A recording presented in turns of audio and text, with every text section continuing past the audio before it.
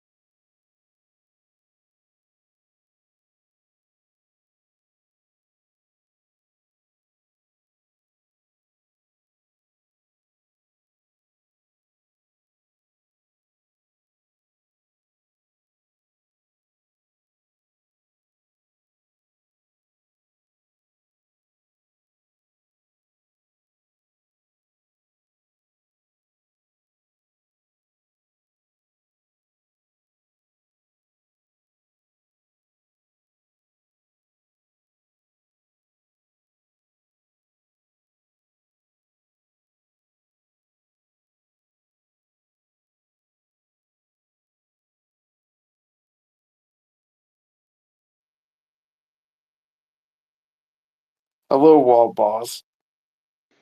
Howdy, howdy. Tired as hell, so I might fall asleep in this space, but I want to hear your voice whisper me to sleep. You will go to sleep. You will put pizza sauce on your face. You will put mozzarella in your hair, and you will crawl into the oven. Cannot follow that order. I have no hair. Oh, damn. Cheeseless pizza it is. We don't have any vegan options, so.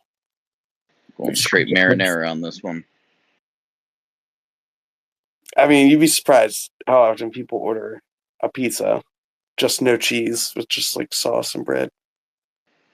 That's absolutely insane to me, but I do have a friend who does that, and he's a complete weirdo. Yeah, it's a little weird. So what are you up to tonight, wall boss? Where you been? What you been doing? Not been listening to Spaces. I had my mom and a friend call me, so I was talking to him about UFOs. That's the friend whose grandpa saw some shit.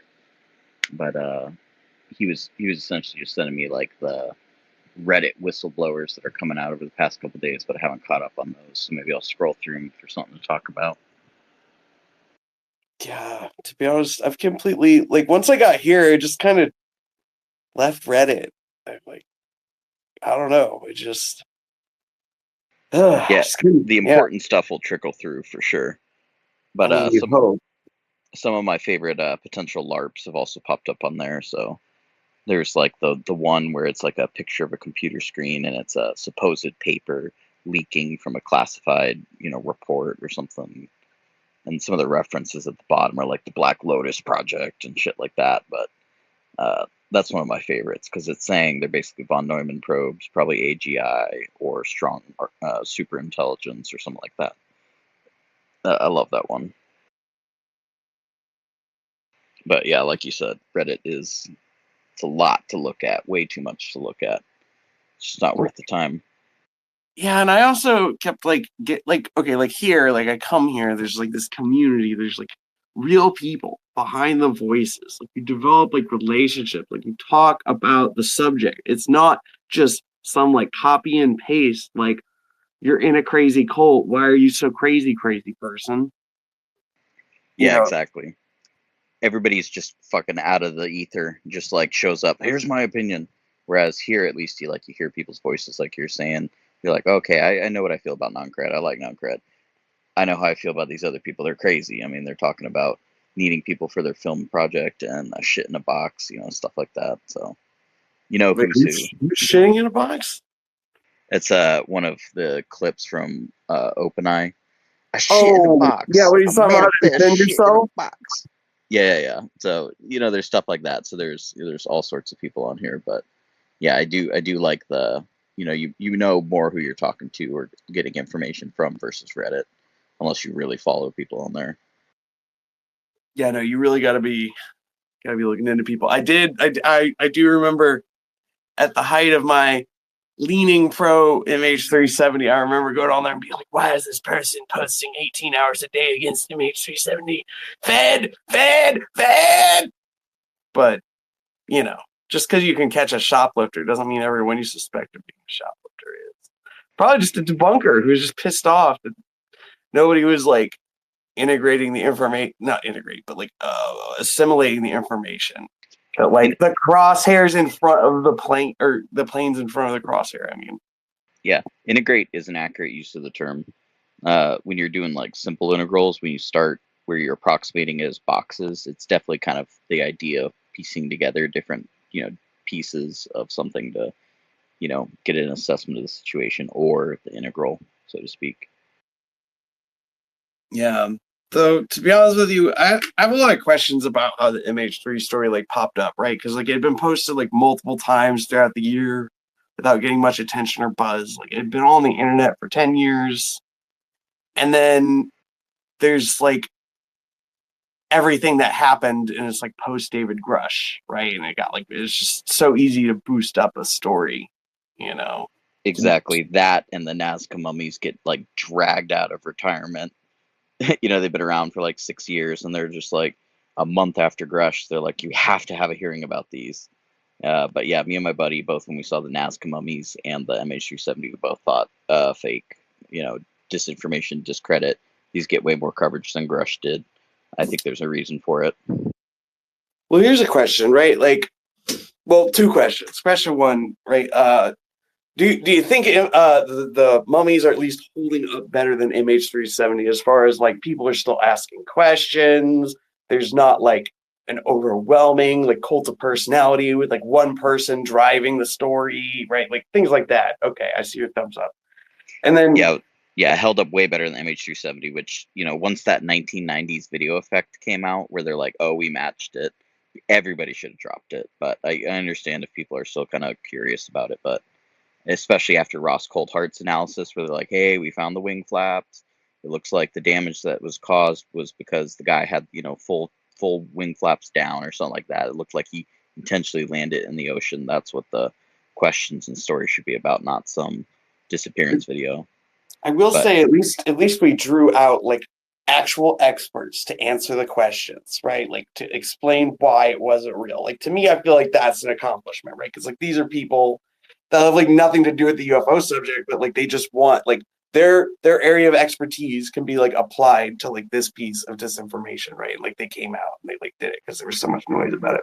But I do want to get to the second question here, right? Which is just, do you think that like whether or not the event's real or fake, right? Like to reference the Las Vegas aliens, right? Because like there's definitely a green fireball in the sky. This person like definitely claims this stuff happened.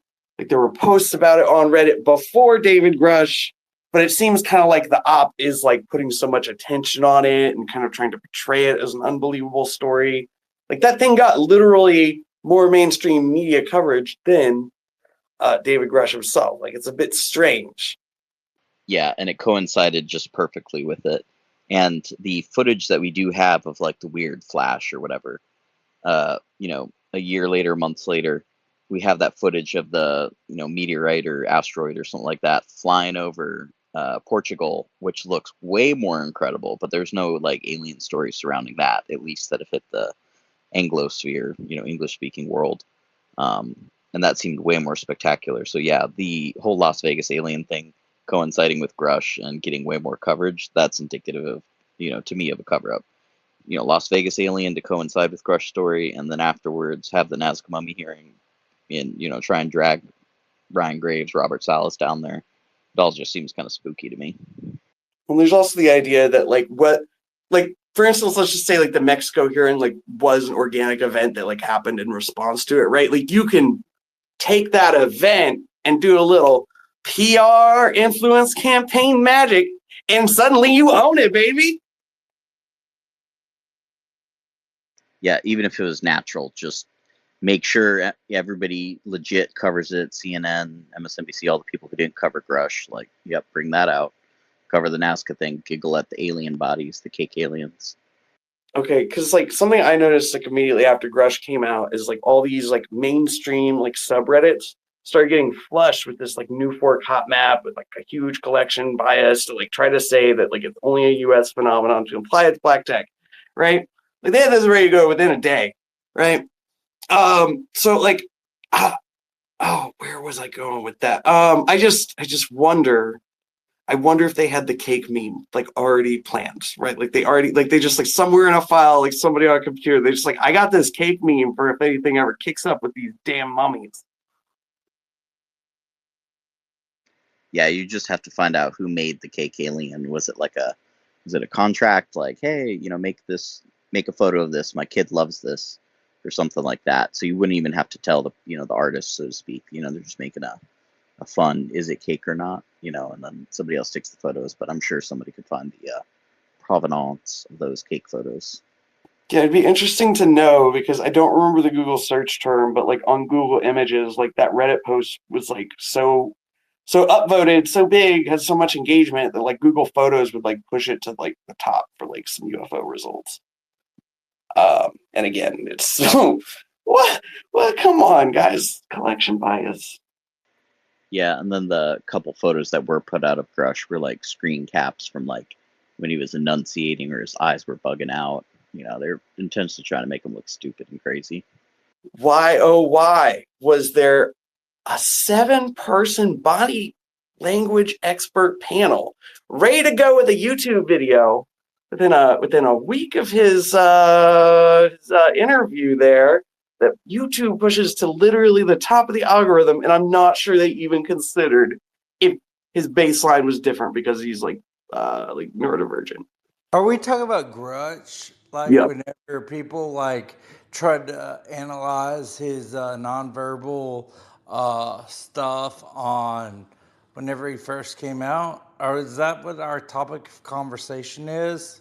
I mean, I think we're just talking about like a number of social media interactions that followed him coming out. But the problem is that he's neurodivergent. So Exactly. any nonverbal, like, people trying to throw some gotcha shit out there over David Grudge, it's like incomplete because like nonverbal behavior of a people with some ASD or neurodivergency aren't going to be like the same typical nonverbal communication that most people would. And the people that tried to analyze some of that shit already got fucked over. So I would not be over there trying to like analyze and throw out some psychiatric shit on David Grutch because it's not in the best interest of the individual throwing the judgment out. Just not. Let's just be We judged. know that, Matt. But like, don't you think it's a little weird that they had that 7-person panel ready to go within a week of his interview and YouTube? Like, I've heard all the shit, dude. I've heard it all. Like, non-credible, you don't know me. I don't know you. I don't know Wag Boss. I don't know Polar. Well, JJS, I sort of know. I know a lot of these people out here, non-credible. And there's people in the background that know me. And, people trying to throw my Yu-Gi-Oh card out. Well, fuck that, man. Because, you know what? I got cards that ain't even in the game yet that could be thrown out. And so, yeah, just leave me alone, bro. Oh, I ain't down for the fucking games and systems. It's like I'm down for some, Dr. Caterpillar action, with a little hookah and, trying to find myself. Like, who are you, type of shit. I'll leave it at that. That's the little game I'm circling on. Matt, you good? You good, dude? Oh, fuck yeah, I'm good. I got my sweet tea, my red diamond shit, dude. I've got my coconut seltzer water, and I'm invoking a muse, bro. I'm trying at least. This is like my shamanistic. I have 48 hours of freedom, right? What's up, Grider? I have 48 hours to compose myself, enjoy a little of therapeutic remedy in the sanctuary of my house, Grider. Even if I probably blow a 0.21 or greater, I'm like, dude, at least I'm safe. I ain't operating heavy machinery. I'm just enjoying shit and Yeah, trying but you're to. killing your liver, Matt. Hey, Just, you know what? I hope I die before I get old talking about my generation. Dude, I'm going to be 70 years old trying to get fucking Social Security the way Social Security's going. So why do I fucking care if my liver goes out before 70 years old? Because it could cost the American taxpayer something. Life, like, I just want to live. Why am I worried about living to be 100? Because there's no Social Security in the future between 75 and 100 years old. Your kids are going to be part of, the ones taking care of you. Hope I die before I'm 75, Just. And I mean that. And I ain't worried about my liver.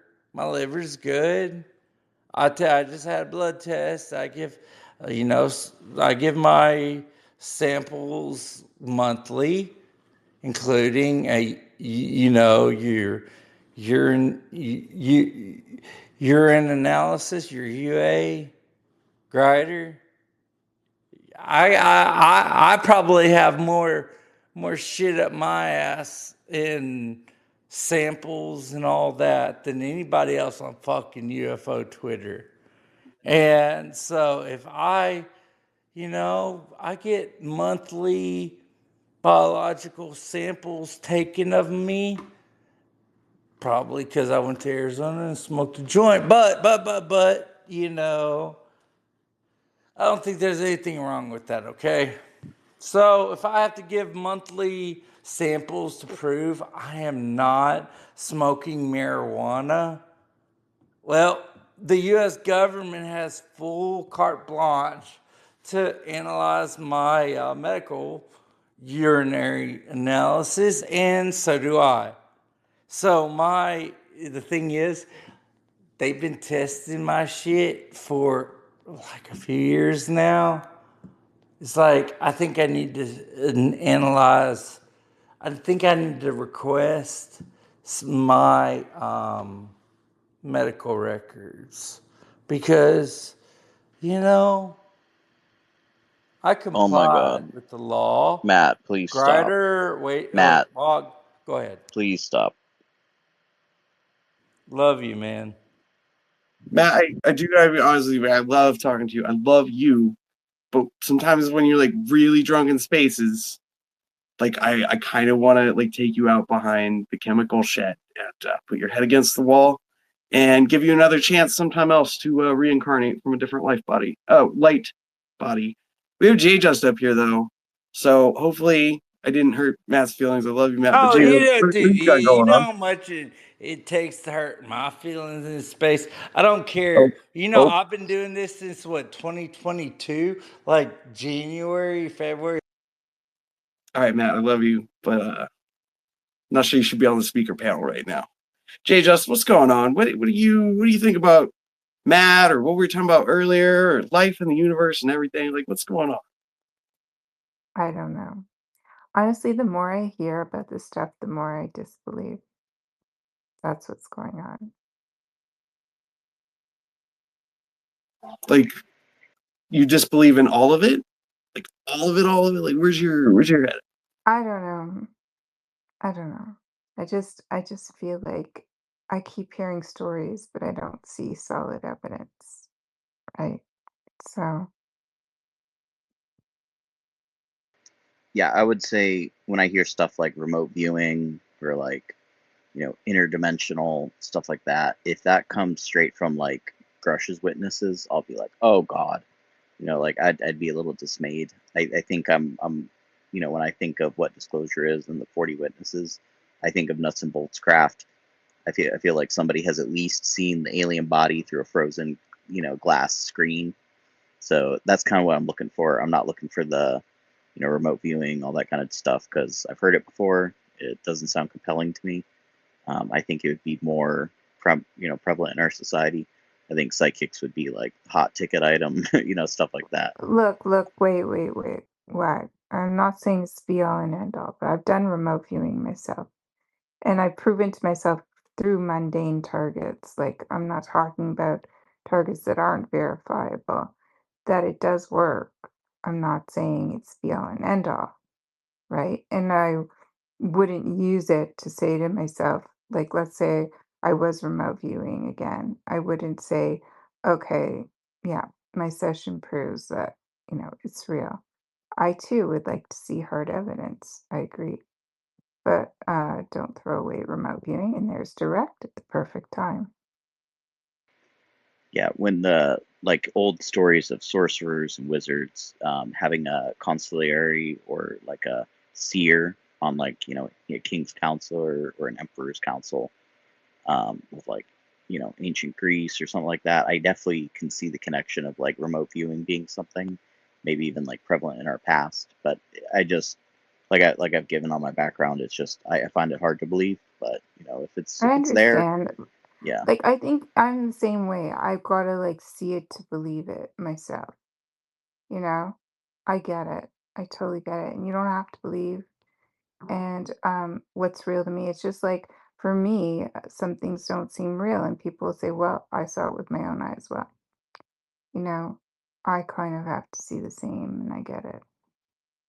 I'm curious though, Wabas, like what is your like level of like knowledge or like engagement just like with the concept of remote viewing? Like where's your head at with that? Like not your head at, but like where's your experience at with that?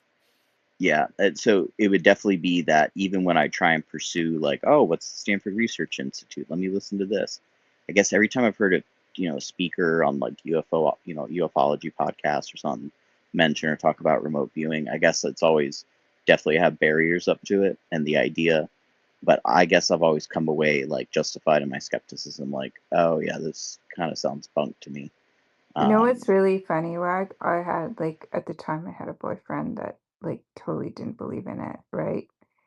And basically I taught him the protocols and I made him do a target and he nailed target. So like I don't know. It's like the kind of thing that I agree you have to actually um kind of have some people need that experience of you know, touching, feeling it, and having their own experience with it to believe it.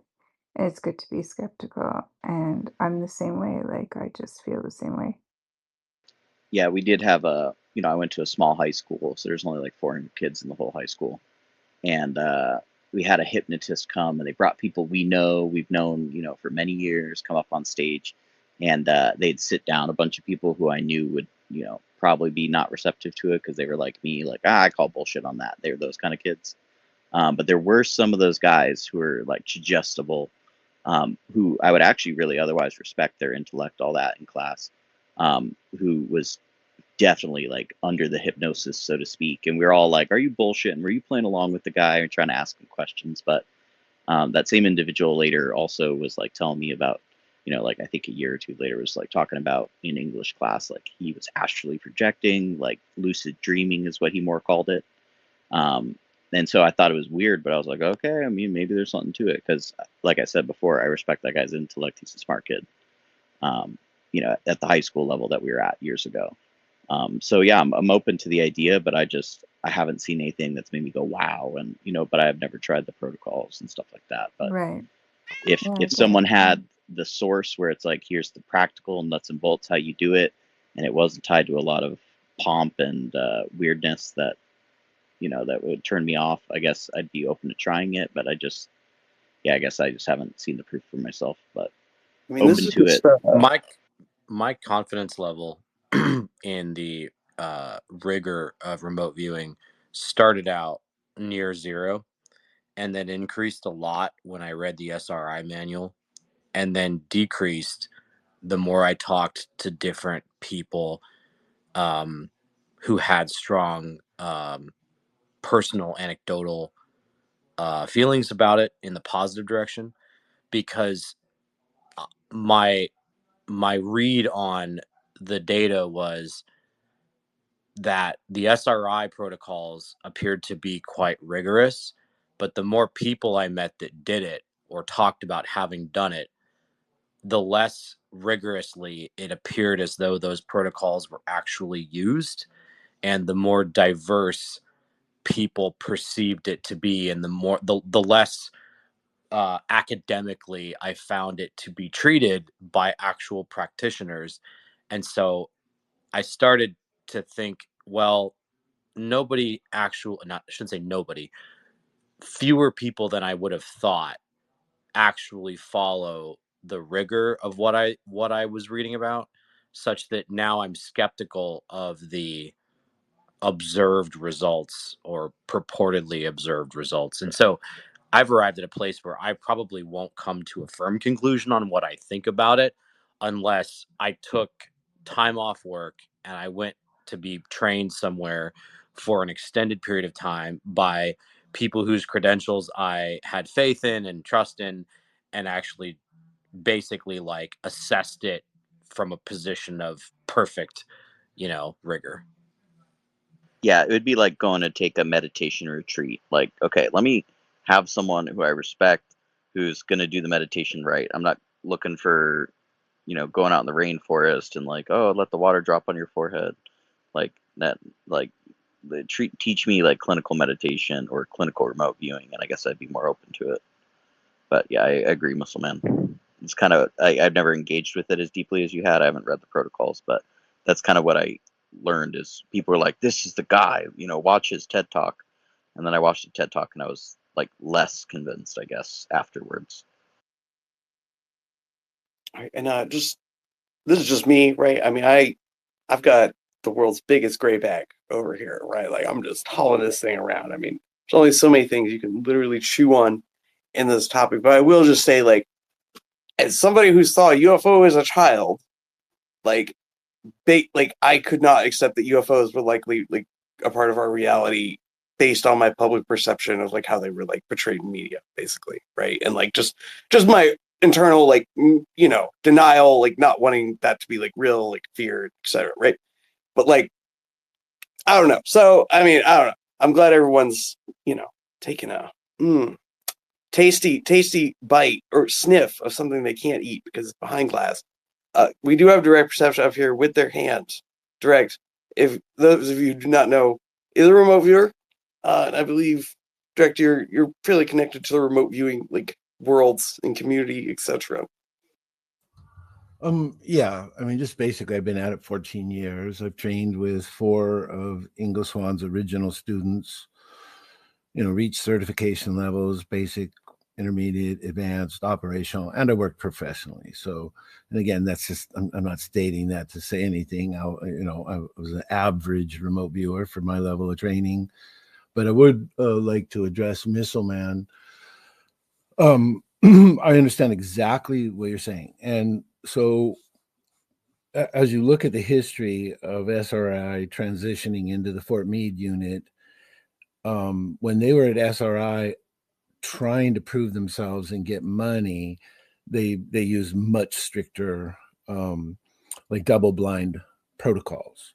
But as they went, they found lots of things just simply didn't apply anymore. Like, for instance, using coordinates. They found out eventually you could just say target, and the person would go to the target that the tasker had in mind. And then you could say, well, that's just telepathy. But then they worked on what they call telepathic overlay and found the solution to that, etc.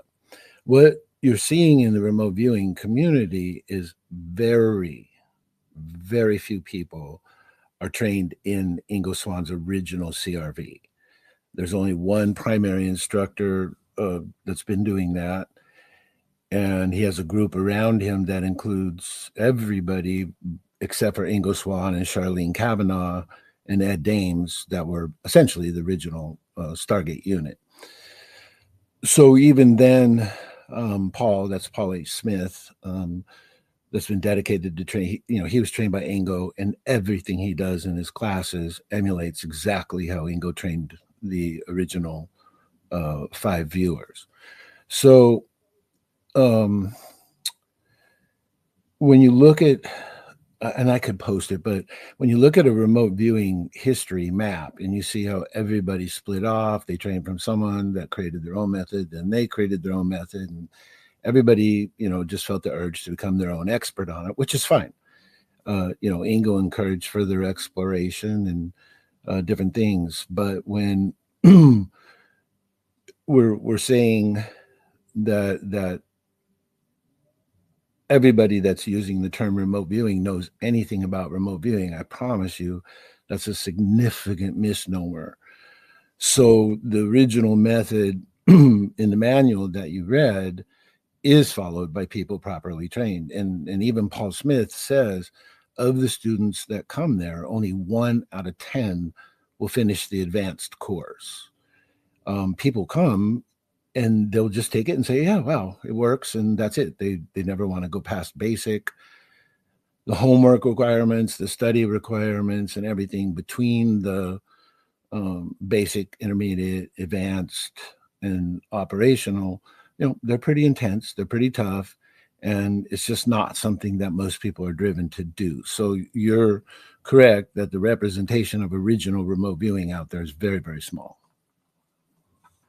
This is terrifically fascinating. Thank you so much for sharing that. I have a question. So do you feel that the sensitivity of success to the effectivity of training is very high, or moderately high, or not very high? And do you feel that innate talent is extremely rare, or just kind of fairly rare, or fairly common? So if training methods are poor, do the results tend to be completely strongly affected? Or does it seem that training methods can be kind of lax and they still appear to be effective? What's your opinion of that? Well, those are very well thought out and good questions. The innate talent, I would have to say it's distributed like innate talent in piano playing or baseball. It just seems to kind of be that occasional pop-up. I was one who did not have innate talent. And so when I first trained in 2010 with Ed Dames, I had a couple little things that I would go, that is kind of like the target. One of them being a target that had a tornado, and I just put my pen down and just drew this counterclockwise swirly. So that was kind of like, okay. But what got me was the gentleman next to me. He was probably in his 60s, and he was Hispanic and wasn't very adept at English. So Ed had asked me to sit next to him because Ed and I had some communication and met for dinner the night before the course. And he said, hey, would you sit with this guy and just, kind of help him along? So we were supposed to do what's called a 15-second, like quick sketch of the target. And so I'm sitting there and I did mine, and I look over and we're like a minute into it while Ed's walking around to the other tables. And I'm looking at this guy, and he's into this thing a minute or two, and he's drawing the tops of buildings with the perspective going down the streets, all this stuff in like crazy detail and really fast, like windows in the buildings, everything. So Ed finally gets to our table and he looks down. He says, "Oh, well, you'll be happy when you see the feedback." So then he goes and he puts the feedback up on the screen. And if it wasn't an aerial shot of New York that looked almost identical to this guy's sketch, and so I kept going on what I saw other people do. I knew the guy well. I mean, I assumed the guy didn't cheat. I suppose Ed could have planted him, but that wasn't what happened. So you see things like that, okay? And then a case like me. So between basic and intermediate, I got a lot better, but I put a lot into it. And by that, I should say from 2010 till the time I joined, started training again, after I just thought, I shouldn't have quit. Let's just see what happens. Then intermediate, I got better, and by advanced, even Paul and the other instructor were like, wow, you've really improved. So I would say, to answer your question in a very indirect way, sorry, that a phenom, so to speak, is going to do good pretty much with shoddy training anyway. And then people like me who weren't naturals but did get good enough to work professionally for operations, shoddy training would not cut it. Does that it all touch your question? Yeah, absolutely. One of my follow-up questions was going to be, have you personally met someone who that whose skill you considered to be very good, very high, but who you then discovered did not have very good training and an indication of like extreme talent that flourished under poor circumstances. I was curious if you'd ever encountered somebody like that. Well, no, not specifically. So in remote viewing training, there was one person that my mouth would drop. And, to be honest, I felt jealousy because I was working so hard and they were so fucking good. Okay. That's just reality. Where I think I would like to answer your question, I also went through 6 months of psychic detective training and was certified up to intermediate, and then they quit. They didn't give out the advanced certificates. So and that was mostly time that I put in that the certificate would have represented as opposed to skill. All right. There were people working in that had no remote viewing training, none whatsoever, that did incredible sessions to locate missing persons. And so that, again, kind of leans me towards their abilities are going to be expressed, and whatever mode they use to enhance those abilities is going to work for them. So when I talk about CRV, I'm not saying everybody should do it. I'm not saying it's the only way. None of that. I'm just saying I was an originalist. I wanted to know what the original program was all about, how Ingo evolved the process, and that was that. And so now when I look at modifications of the original CRV, I can understand maybe what the person was trying to get at, or I can say, why the fuck did they do it? And if more of the people who started their own brands of remote viewing had taken the time to learn the original first, I think they would have been a lot more effective. So I have Wonderful. a Thanks so question. much. I'll yield the mic. Thank you again. Okay, so I have a question, Direct. Was remote viewing developed um, with the with the objective to make someone who wasn't psychic, or was it developed with the idea that everyone's psychic? It's just that we need to develop a muscle. Well, yeah, remember, they wanted to pick and apply it to ordinary intelligence soldiers. Right, So, psychic soldiers. right. At that time, now what they're doing, I can't say. I've heard they're going into full-on psychic testing and they've evolved the program, but I can't say. That's just pure hearsay. So let's go back to what I do know.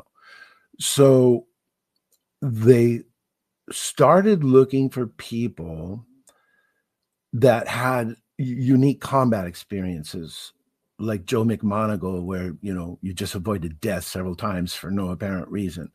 They looked for artists. They tested remote viewing on authors like Richard Bach, the guy who wrote Jonathan Livingston Seagull and Illusions, Adventures of a Reluctant Messiah. They brought in known psychics like Uri Geller, musicians, and I can't think of who there was a couple that you would know. So they looked for a full spectrum. Now, Paul Smith's story is when he moved to the Fort Meade base, his neighbors were in the remote viewing unit. They came in and saw some really nice art in his foyer and said, "Oh, who did that?" And he had drawn this picture. I think it was of a cat, if I'm not mistaken. Well, yeah, it is, because I saw the picture. And they were like, and they invited him in for the briefing to give him an opportunity to get in the program. So when they first did it, they were just looking for creative, intuitive individuals.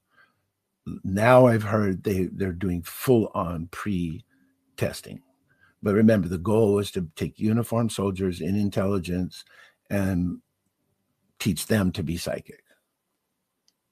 Right. So that's what I was asking. Like, was to take your average person and develop the muscle that you naturally have, basically.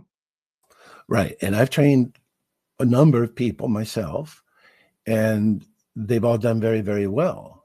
And that included a couple of people that were, I guess you'd call them skeptics. You did make a point earlier that is very important, and there's just no way around this whatsoever. Until a person experiences themselves acquiring data about a target that they know they only got a target reference number for, a skeptic will never believe it. It does not matter what kind of experience, what kind of graphs and charts or whatever, they're just not going to. Even if they saw somebody remote view, they're going to think of ways that it was faked. And there's no way to control it enough.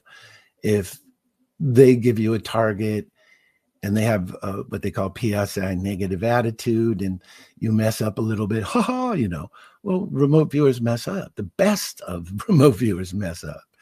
So the one thing that anybody who wants to know if it works at some point is just going to have to try it for themselves and then have an experience and then make their decision. Yeah, and it's a lot of work. It's not like something it's like, Well, not yeah. necessarily. Paul Smith has set up an entire page on his website called Target Vault, where he explains a bunch of stuff. He has a very short video on how to do an abbreviated session. And then he has, I think it's 30 or so really good, safe beginner's targets to practice from.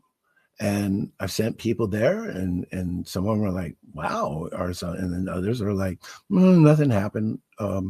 So there are ways that you don't. In fact, they found what's called the first timer effect. There's an actual chart. They tested it on all the people they trained, where people, for some reason, on their first few sessions, tend to do really well. So this idea of somebody just getting a brief summary, getting an idea of it, and then trying it is viable.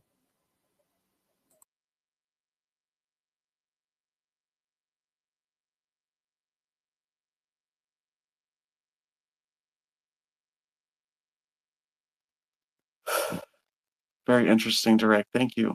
Thank you for giving us that perspective on remote viewing.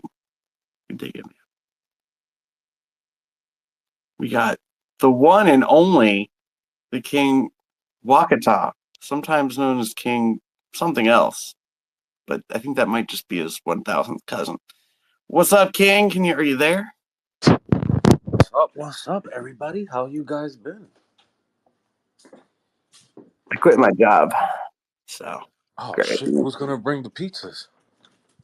Well, it's not gonna be me and one other guy. Oh, Dito, I was just about to order just to see you. No, you don't. You don't want to pay a $2,000 delivery fee, do you? Really? I mean, I've done weirder things with Bitcoin. Were you that guy that used like $1 million worth of Bitcoin to buy a pizza in 2011? No, I'm the guy that lost almost $1 million in Bitcoin for not selling. Damn ghetto Bitcoiner. Many years Now you get where the name comes from. I mean, I'm not gonna lie, son. I lived like a king for like 5 years. I took enough money out that where I'm at in the hood, I lived for 5 years like a king. I can't complain. I wish I'd have did more with it, but you know what? I'm happy. No complaints here. I want to touch on what Direct was talking about. How first timers, it seems like they get really good on the remote viewing, and you know what? I'm a testament at that. My first few couple Jones were like scary on the money that I found it funny. Like, nah, there's no way. And then I think I started overthinking it.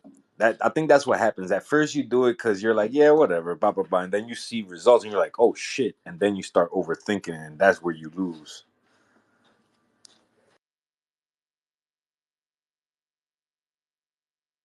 Yeah, I've heard other people talk about that. Like I know Asap Rocky said he like experienced that like when he first tried it. Like, what was your like initial experiences like trying to remote view? Like, how did you even like get that in your head to like try? It was a YouTube video. And it was this guy, and he was like, "Oh, you could do it right now." I was like, "Oh, can I?" And he was talking to the guy in the video. He's like, "Get a pen and paper." I'm like, "I'm over here. I get a pen and paper." And he's like, and he starts talking about, and how it feels and all that, da da da. And I remember writing it down and shit. And when he pulls this thing out this pocket, it's the same fucking thing I drew. And I'm like, "Get the fuck out of here!" And then I tried it again on one of this guy's Astro Spaces, and I got it on pretty damn right. It's a car in a fucking field or something like that. Go ahead, Miss Man. Yeah, just question for Direct. So I've also heard about I think supposedly Eric Davis delivered some reports or some analyses that had been published inside of China of a program that they were running of training people to I think the term was apport, so telepathically or psionically in some manner moving an object from one sealed container to another sealed container. What is the relationship, if any, to your knowledge, of those sorts of psionic abilities to RVing, or what are the relationship in the training techniques, if any? Ingo first became famous, and why he was contacted to come to SRI at the American Society for Psychical Research. And he was able to raise and lower the temperature, documented, witnessed by scientists, very, very controlled studies in a thermistor in another room. And there were other things. So that would be what you call remote influencing. So when you look at this, are you familiar with that little band of it's like a little graph, and it shows you what percentages of reality is perceivable to the eye, and then you see infrared and X-ray. It's like a spectrum like that, right? Oh, sure. Okay, imagine a spectrum like that for PSI abilities. So remote viewing might be, one little band down to the left. In the center, it might be, everyday intuition, and you could have, so there's a full spectrum. So when you move towards that spectrum, one thing can lead to another. So when you're able to operate all those tools, then remote viewing could lead to remote influencing, vice versa, etc. So the general answer to your question is they're all related, and the commonality would be that they might be operating out of the 95% of the universe that other spectrum didn't pick up on.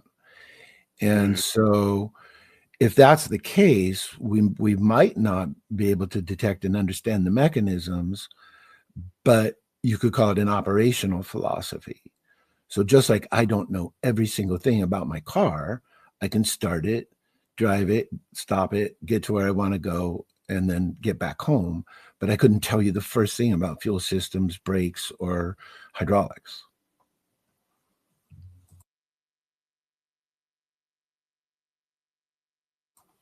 Did I miss any part of your question? Do you have a high degree of confidence that those other abilities that one might consider to be more advanced or more are they, Jay Just question earlier was on sort of the egalitarian nature of the early RV program, that the perception was everybody has some capacity. Let's develop a program to train anybody.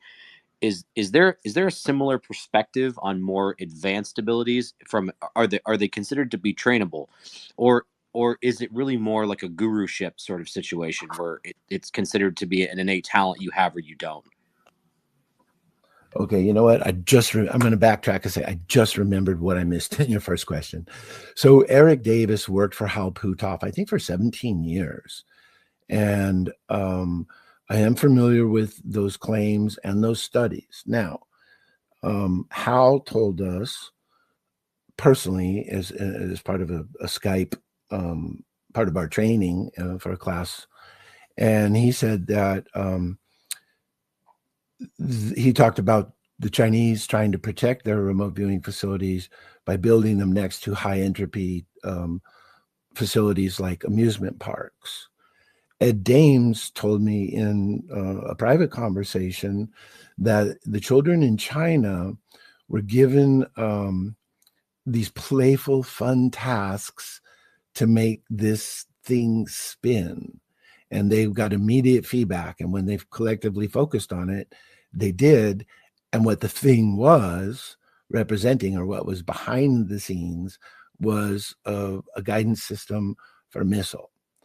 So those are all anecdotal. I never saw anything like that myself, but that was documented by Eric and then, told to me by Hal, at least a different kind of story, and Ed Dames. So there's 3 sources.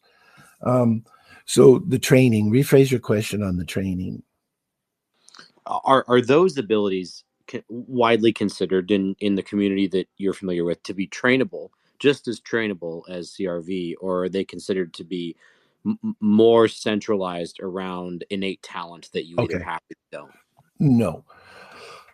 Training can enhance all of them. So telepathy training, for instance, all right? So telepathy training, how would one start with that? Okay, so you just start with something simple. Every day you hear people say something. And so if you hear somebody say something and ask yourself, what was said? Then ask yourself, how was it said? Then ask yourself what was meant by what was said. And right there, you're driving yourself to move to a deeper and more direct perception of what they were saying. So that's one example. You know what's fascinating? That's also degrees of emotional intelligence, right? There's a parallel there. Yeah, and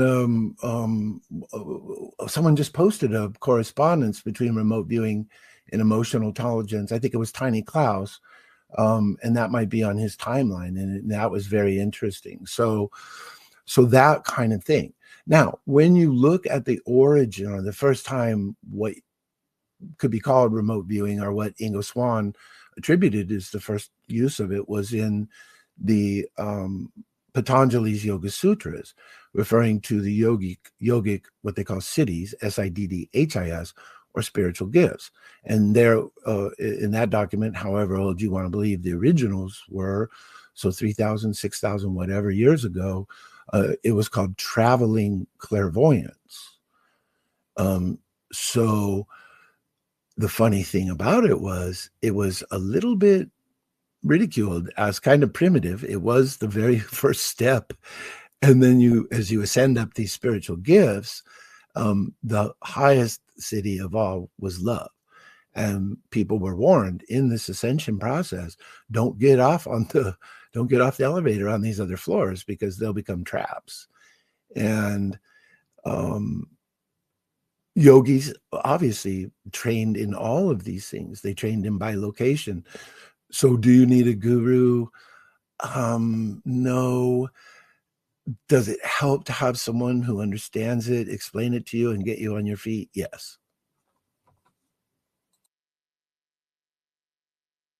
We got Polar in the mix. Bring it, Polar. Thank you. Yeah, I just had a quick question for Mr. Mal. Did you see the interview with Ed May that Sean Ryan did? No, I know Ed May, I know Sean Ryan, but no, I haven't seen that. You should definitely check that one out because Ed May actually specifically answer your question on the Chinese experiment because with the pencil moving from one box to the other. And to be fair, what he said was that it was children's and they were left alone in the room when that supposedly were happening, and the children were so focused on completing the task that they suspected them just moving it by hand, basically. But that whole interview with May is a very good interview. I'm not agreeing wholeheartedly with maybe some of it, but what he says, but I understand his viewpoint and I respect it. So but I recommend it. Yeah. Awesome, thank you. And Miss Um, Amanda, to throw yeah. something at that might interest you, given your scientific background, is Ed May knows that remote viewing works. I mean, he literally worked with Joe McMoneagle for, I think, almost 42 years at SAIC. At least Joe said he just got himself retired from 42 years under the microscope, okay? And Joe has a great record, but Ed May is a self-declared materialist. He recently did another interview where he just says, I'm a materialist, meaning he just believes in the physical sciences. So somehow in that, he's been able to accommodate the functioning of remote viewing just by virtue of knowing how good Joe McMoneagle is. Sure, I can understand that. My first takeaway from the SRI manual, my very first experience digesting any of this information was how much it read like an electrical engineering approach with the notions of a signal and a noise floor and attenuation and sensitivity and those kinds of things. My follow-up question for you is, and this is to every remote viewer in the room, do you worry about this being successfully and widely weaponized or militarized through, do you think it's possible that, because it sounds like the success level is um, not super precise to where it might be hard to weaponize in its current state in a broad sense. Do you worry that perhaps some sort of technical hurdles, neurological, psionic, engineering, training, whatever, could be overcome, and then it could become extraordinarily successful, extraordinarily precise in such a manner that it is widely and devastatingly weaponized? Is that a concern that you have? It's no different than my concerns about AI or anything like that. I would suggest that it has reached a level very similar to that, and that there's possible technological amplifiers that could facilitate certain aspects. So think about the what do they call it? Is it BCI brain? Yeah, brain computer interface, where it's literally reading a thought pattern of someone, and someone who couldn't speak or do certain functions has its mind read by the computer, has their mind read by the computer, and then it communicates whatever that function is for them. So we're heading to a world, in my opinion, where there's going to be all kinds of influencing and ways of knowing, all kinds of stuff. And I think to myself, I'll just live a life where it doesn't matter if, I'm a center of the Truman Show. I'll just act in such a way that if everybody knows about it, no big fucking deal. And then in terms of being remotely influenced, well, that's happening, when you look at a pharmaceutical commercial, they're playing beautiful picture, describing parts of it in a soothing voice, and then in print at the bottom, they're running, your head's gonna blow up and stuff will squirt out of your ears, and you were only setting out to, deal with watery eyes or something. So even those commercials are kind of a thing where you're not going to process all three layers of that information, and the goal is to get you to buy the thing. So I don't feel a worry about it. But again, I've looked at so much of this stuff that that DARPA is probably 20 years in advance of what we know about them, and that's just the way it is. And now I have to deal with it, just like before, I could go out and, let's say as a kid, go behind the school and buy a couple of joints from someone. Now we have cameras everywhere, and you can't. So I don't know. I don't see it as a problem myself. Polar, and then J-Just, what are your thoughts? I think Jay just were before me. J-Just, then Polar, what are your thoughts? Well, I just want to say, I thought like Joe McMoneagle, he's a natural psychic. He's also had near-death experiences. So for me, I think he's like, the OG with one of them with this, but like it's not a good example of how this works, I don't think, because you need someone who's like had no near-death experiences and starting from scratch to really show how this might be a tool for someone who wanted to use it. Do you think that that's like incorrect or like I just think like Joe McMoneagle, he had sort of like an advantage where someone who hasn't had that might not have an advantage, but it would show how the method, like how it works, the protocols actually do work. Yeah, and you could say the same thing about Ingo Swann. He was having what he considered, what I call away from body, not out of bodies. I don't think we're in a body, but away from body experiences as a child, perceived things. I mean, one story was his father came home late, and the mom was like, well, what's going on? How are you? I mean, oh yeah, I had to work late. And then Ingo was like, well, no, Daddy, I saw you at the bar with your friends. And then he got taken out to the woodshed and whacked. Okay. And he had lots of psychic experience, and that's why he got brought. Okay. Pat Price, and I understand people's objections to what I'm about to say, but I'll just leave it there. And Ingo Swann and Hal Puthoff all had very sustained and high level Scientology training, old Scientology, 70s, 60s, and 70s Scientology training. Okay. So all three of those people had enough other type of experience. Now, the whole goal of the SRI really was, and even Ed May says this in a paper he wrote, Ingo had an exceptional awareness of how his inner processes worked. And so he would describe. Now, another thing that people don't take into consideration is that Ingo would have had thousands, I'll say hundreds, if not thousands, of hours on a galvanic skin response device, learning what that signal line felt like. So he had feedback to his perceptions in the other processes he was doing and training in. And when he was correct, or when things lined up, he had this external feedback system. And so they weren't trying to create a method. They were trying to find out how information was already being processed and then support that process. They weren't doing anything arbitrary.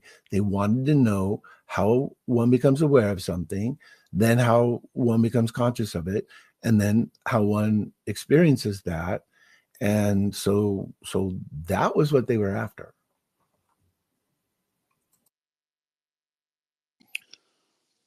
I believe there's a movie about the ladies in the World War II, in the war room in I believe it's in Britain, where they were doing plots, trying to map out the movement of the submarines operating in the Atlantic, the German ones, and they managed to do this by quite an astounding high accuracy on very small amount of data. There is a movie, I just don't remember it. However, in certain strategy scenarios, you have a strategy, you have a reference on a name called a shotgun strategy. That means that you scatter a lot of either intelligence to gather, very diverse. Either you scatter a lot of artillery just to try to hit a target that is like convoluted or something like that. However, in a scenario, in let's say a war scenario, a remote viewing group can absolutely figure out if there's a there based on the collective data that you gather from a group. So to pinpoint and acquire a target, maybe you're not able to pinpoint it like with high precision, but you can narrow down the region or even the general area where the target is. So it has most definitely you can apply it in a real world scenario. Feel free to shoot in here direct.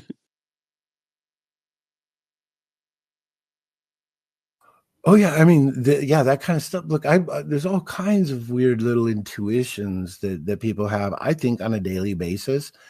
And again, before, let's say, essentially, Ingo was brought to SRI like 1972.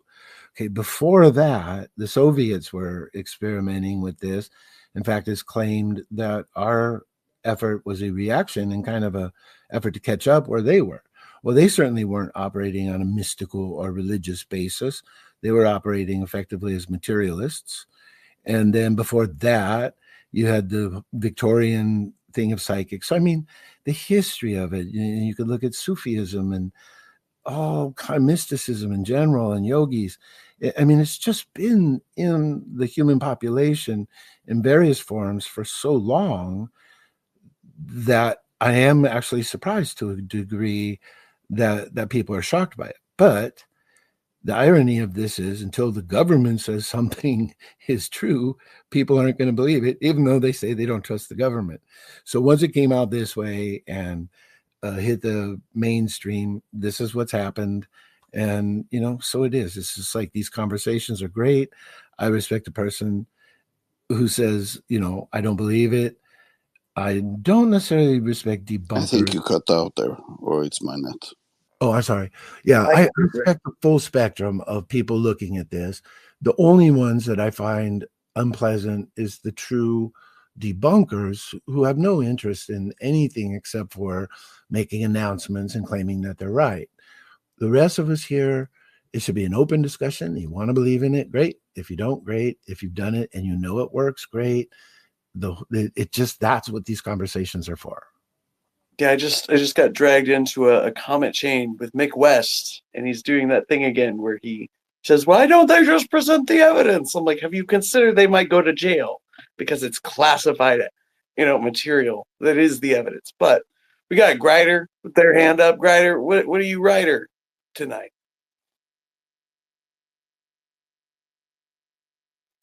Hey, what's up? Yeah, I'm here. Yo. Yeah, hey, so my question was, well, I have two questions. One is, have you ever remote viewed the Atlantic Space Arc? It's supposed to be down there in like the Bermuda Triangle area.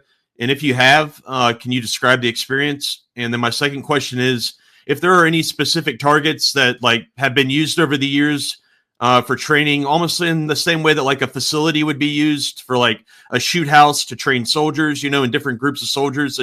Is there like a remote training facility that tends to be used and has the perception of like that target facility or that target location changed somehow from group to group? Like, has their perception of the target changed or evolved or something like that? And that's it. Yeah, great questions. No, I've never viewed the target that you mentioned. I was not inclined towards esoteric targets.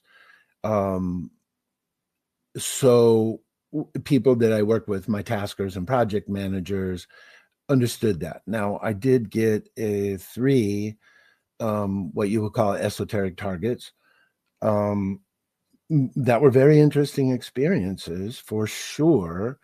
And there was enough feedback to suggest that they were accurate. There are a lot of people who go just after what I call unverified, or well, not what I call, but what are called in the business unverifiable or unfeedbackable targets, and have at it. You might be contributing ideas to something, but it just never interested me. Now, in terms of what you're saying, have viewers. Typically, practice targets can be things from the Eiffel Tower to the Golden Gate Bridge to the Space Needle. They tend to be these types of things. Now, as far as facilities go, see, I would know nothing about this. We do know that Hal Puthoff, it was revealed that he had other remote viewing programs besides the SRI that took place in the Skinwalkers at the Pentagon book. I know somebody spoke with him about it, and the answer was yes. Ingo Swann trained 10 people and never told a soul, including those very close to him, who those 10 people were, where they were trained, what agencies they represented, or where they ended up. I suspect, and you can see hints of this in Russell Targ's Third Eye Spies that Lance Mungia put out, where he all but says there's additional programs. And so could a remote viewer remote view those? Have they been, did they keep track of changes? Probably not. So that one for me would just be unanswerable.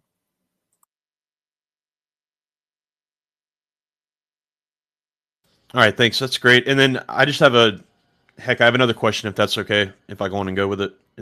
That's up to the host. As long, sorry, that was supposed to be an up thumb. I'm sorry. The host hates me, Grider. I'm kidding. Yeah, if non-cred doesn't mind, go for it. Okay, gambling. This is something that was brought up in a space a while back. I can't recall. Maybe it was in one of Rocky's spaces. I can't recall exactly when it was brought up, but gambling, remote viewing cards, like playing blackjack, so you can see like the dealer's down card. Has there been any like, forays into that, into that realm, trying to accomplish that as like a for-profit enterprise? Are you aware of anything like that? Oh yeah, that's been, in fact. Can you please tell us about it? Yeah. Yeah, one of the first ones was a project Puthoff and them did on silver futures, and they did pretty well. Ingo himself, I work with Ingo Swann's estate and archives, and in some of the things, he gave up on using it for horse racing and winning the lottery. I mean, he would like go down, get the racing form. So he gave up because he was trying to put it in terms of analytics and seeing numbers and different things like that. What came out of it, and I'll post the book, it's literally the Bible on it. In fact, I have a session in there, but it's called ARV, Associative Remote Viewing. it took different forms. Like, for instance, if someone's at a craps table, what they would do is try to perceive a little bit in the future when there was a lot of entropy, enthusiasm, and cheering at the table, and then start placing a bet in that time frame. That's one example. Now, what it's come down to, and has been very well researched and heavily practiced, and I know some people that were, how shall I say, very much into it. Okay. So you get a binary set of targets. You want to find two targets that are as different as possible. So let's say that you will get a little tiny bluebird sitting on a branch for one target, and you get, a military vehicle of some sort as another target. And so the phrasing is, if team A is going to win, draw a picture of the bluebird or describe the bluebird. If team B is going to win, draw or describe the military tank. That's become the most popular form of it. There are other forms. So they would say, who's going to win the Super Bowl? Sketch a landmark from that city. So I heard just a story, that somebody sketched like the St. Louis Arch or something, and then picked that city and won. So there's all kinds of different things.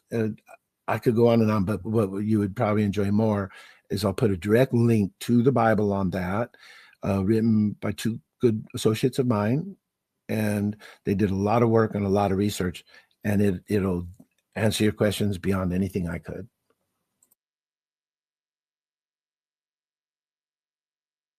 What's up, Thank you. King Waffle?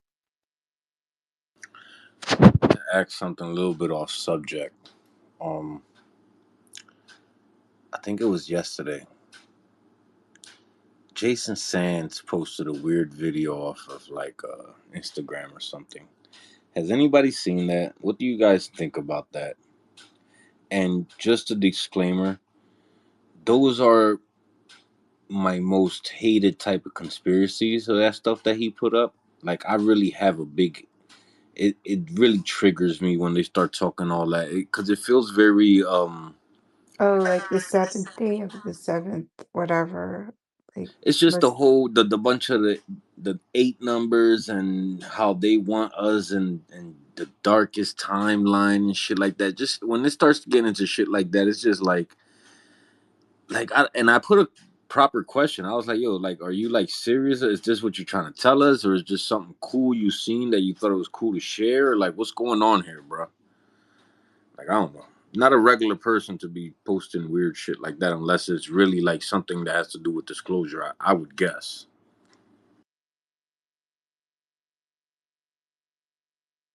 Is it the one where he's talking about the quote Lionsgate event? I don't know. Let me see if I can find it in my thing. That looks Oh like wait, what here's, you're describing.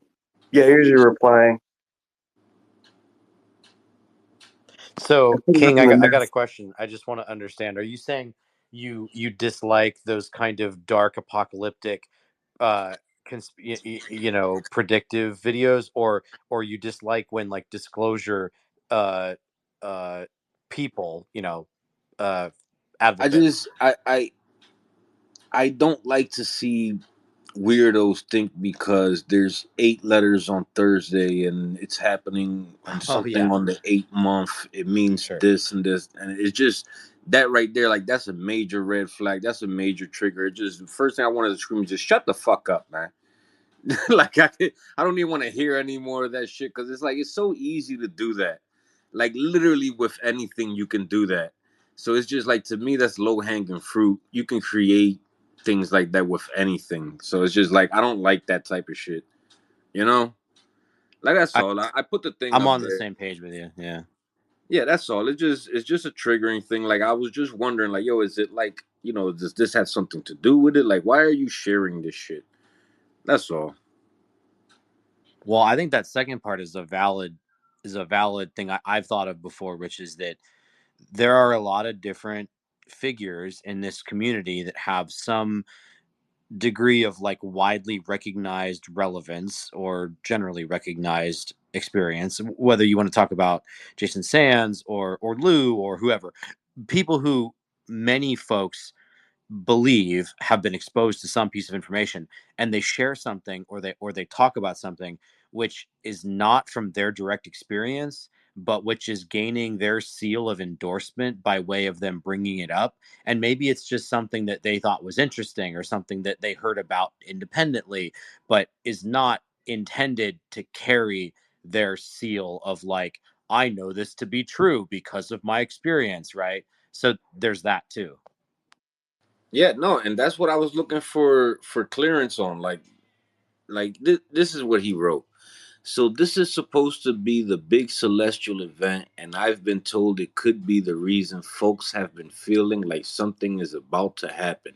Not sure what I believe, but here's a clip for you folks to research what the Lionsgate event is. And I wrote, I hate stuff like this, to be honest.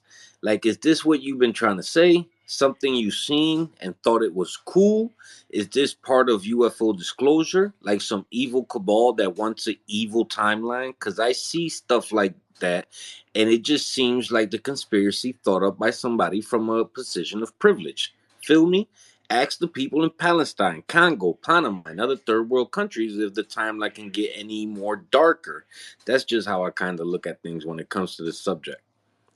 Like that's my whole thing. People are like, oh, the darker timeline, motherfucker. You only think in a darker timeline because you live in a privileged country. Like, ask those motherfuckers starving across the world if the timeline can get any darker. So it's just weird stuff for me like that. I don't like, it's not even a knock on Sands. It's like it should have a better disclaimer, you know?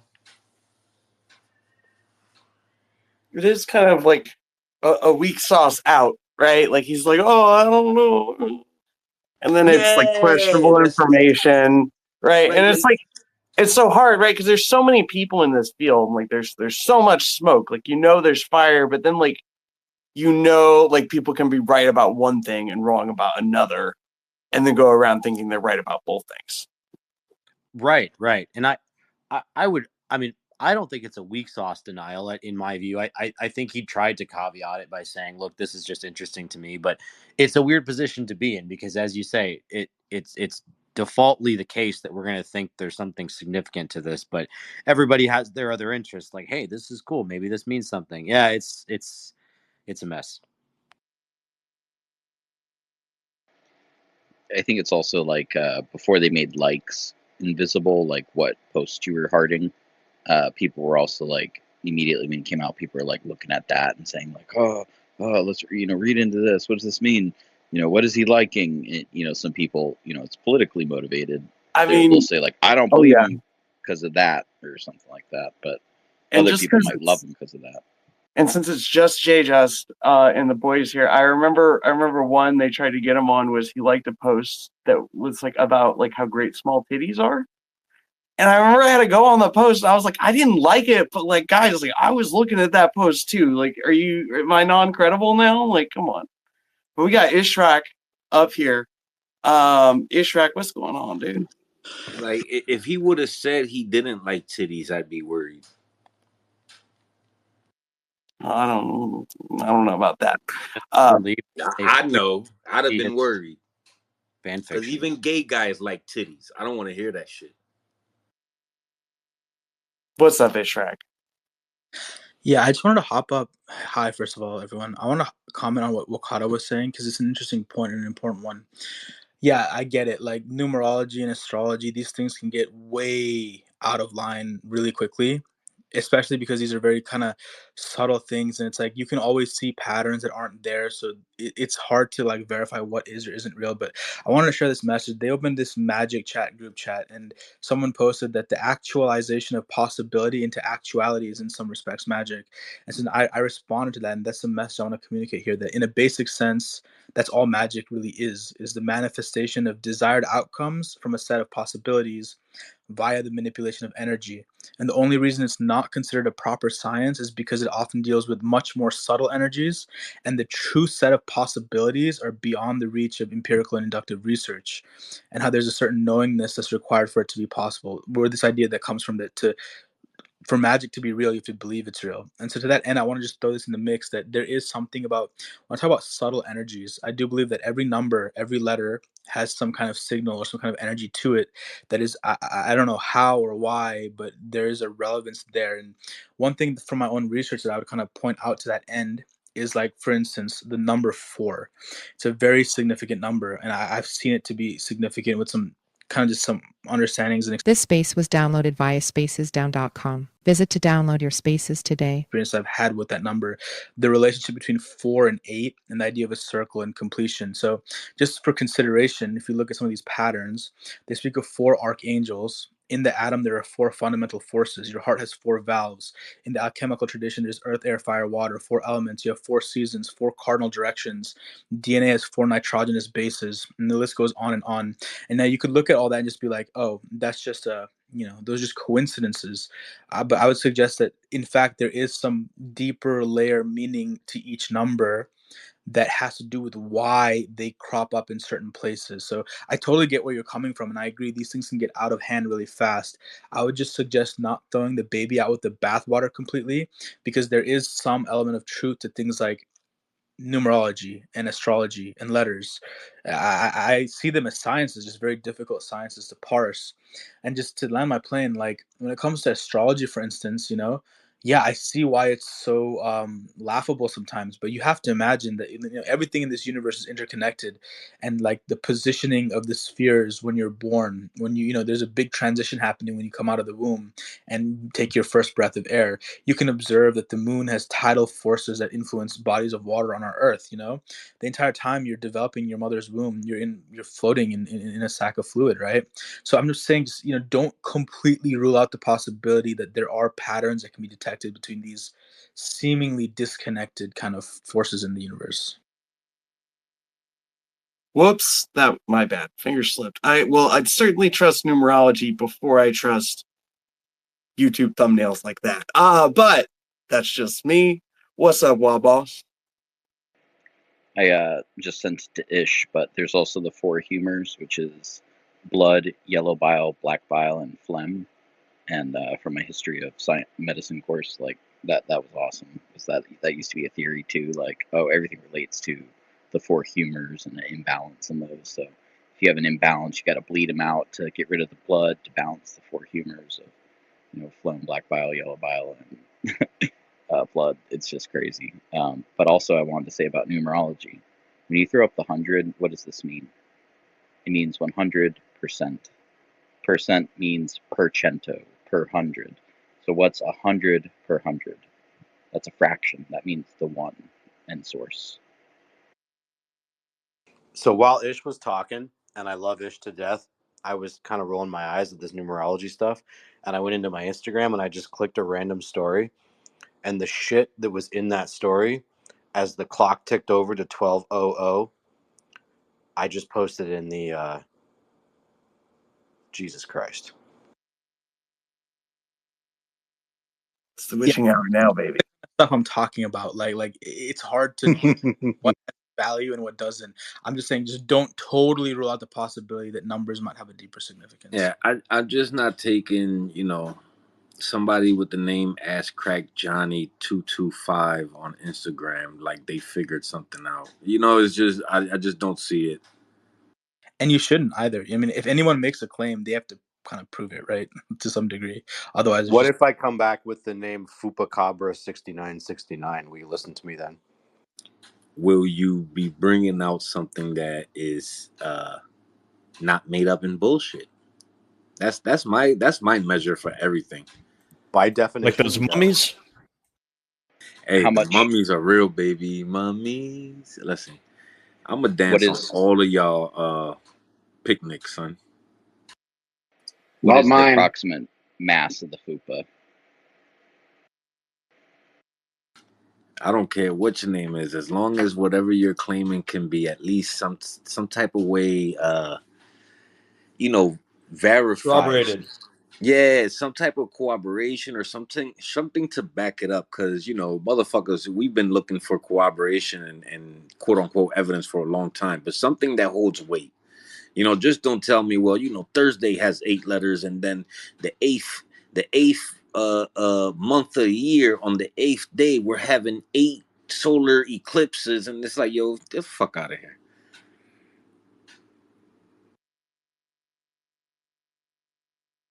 my atheistic brain starts seeing that, and all I hear is cultish behavior, cultish.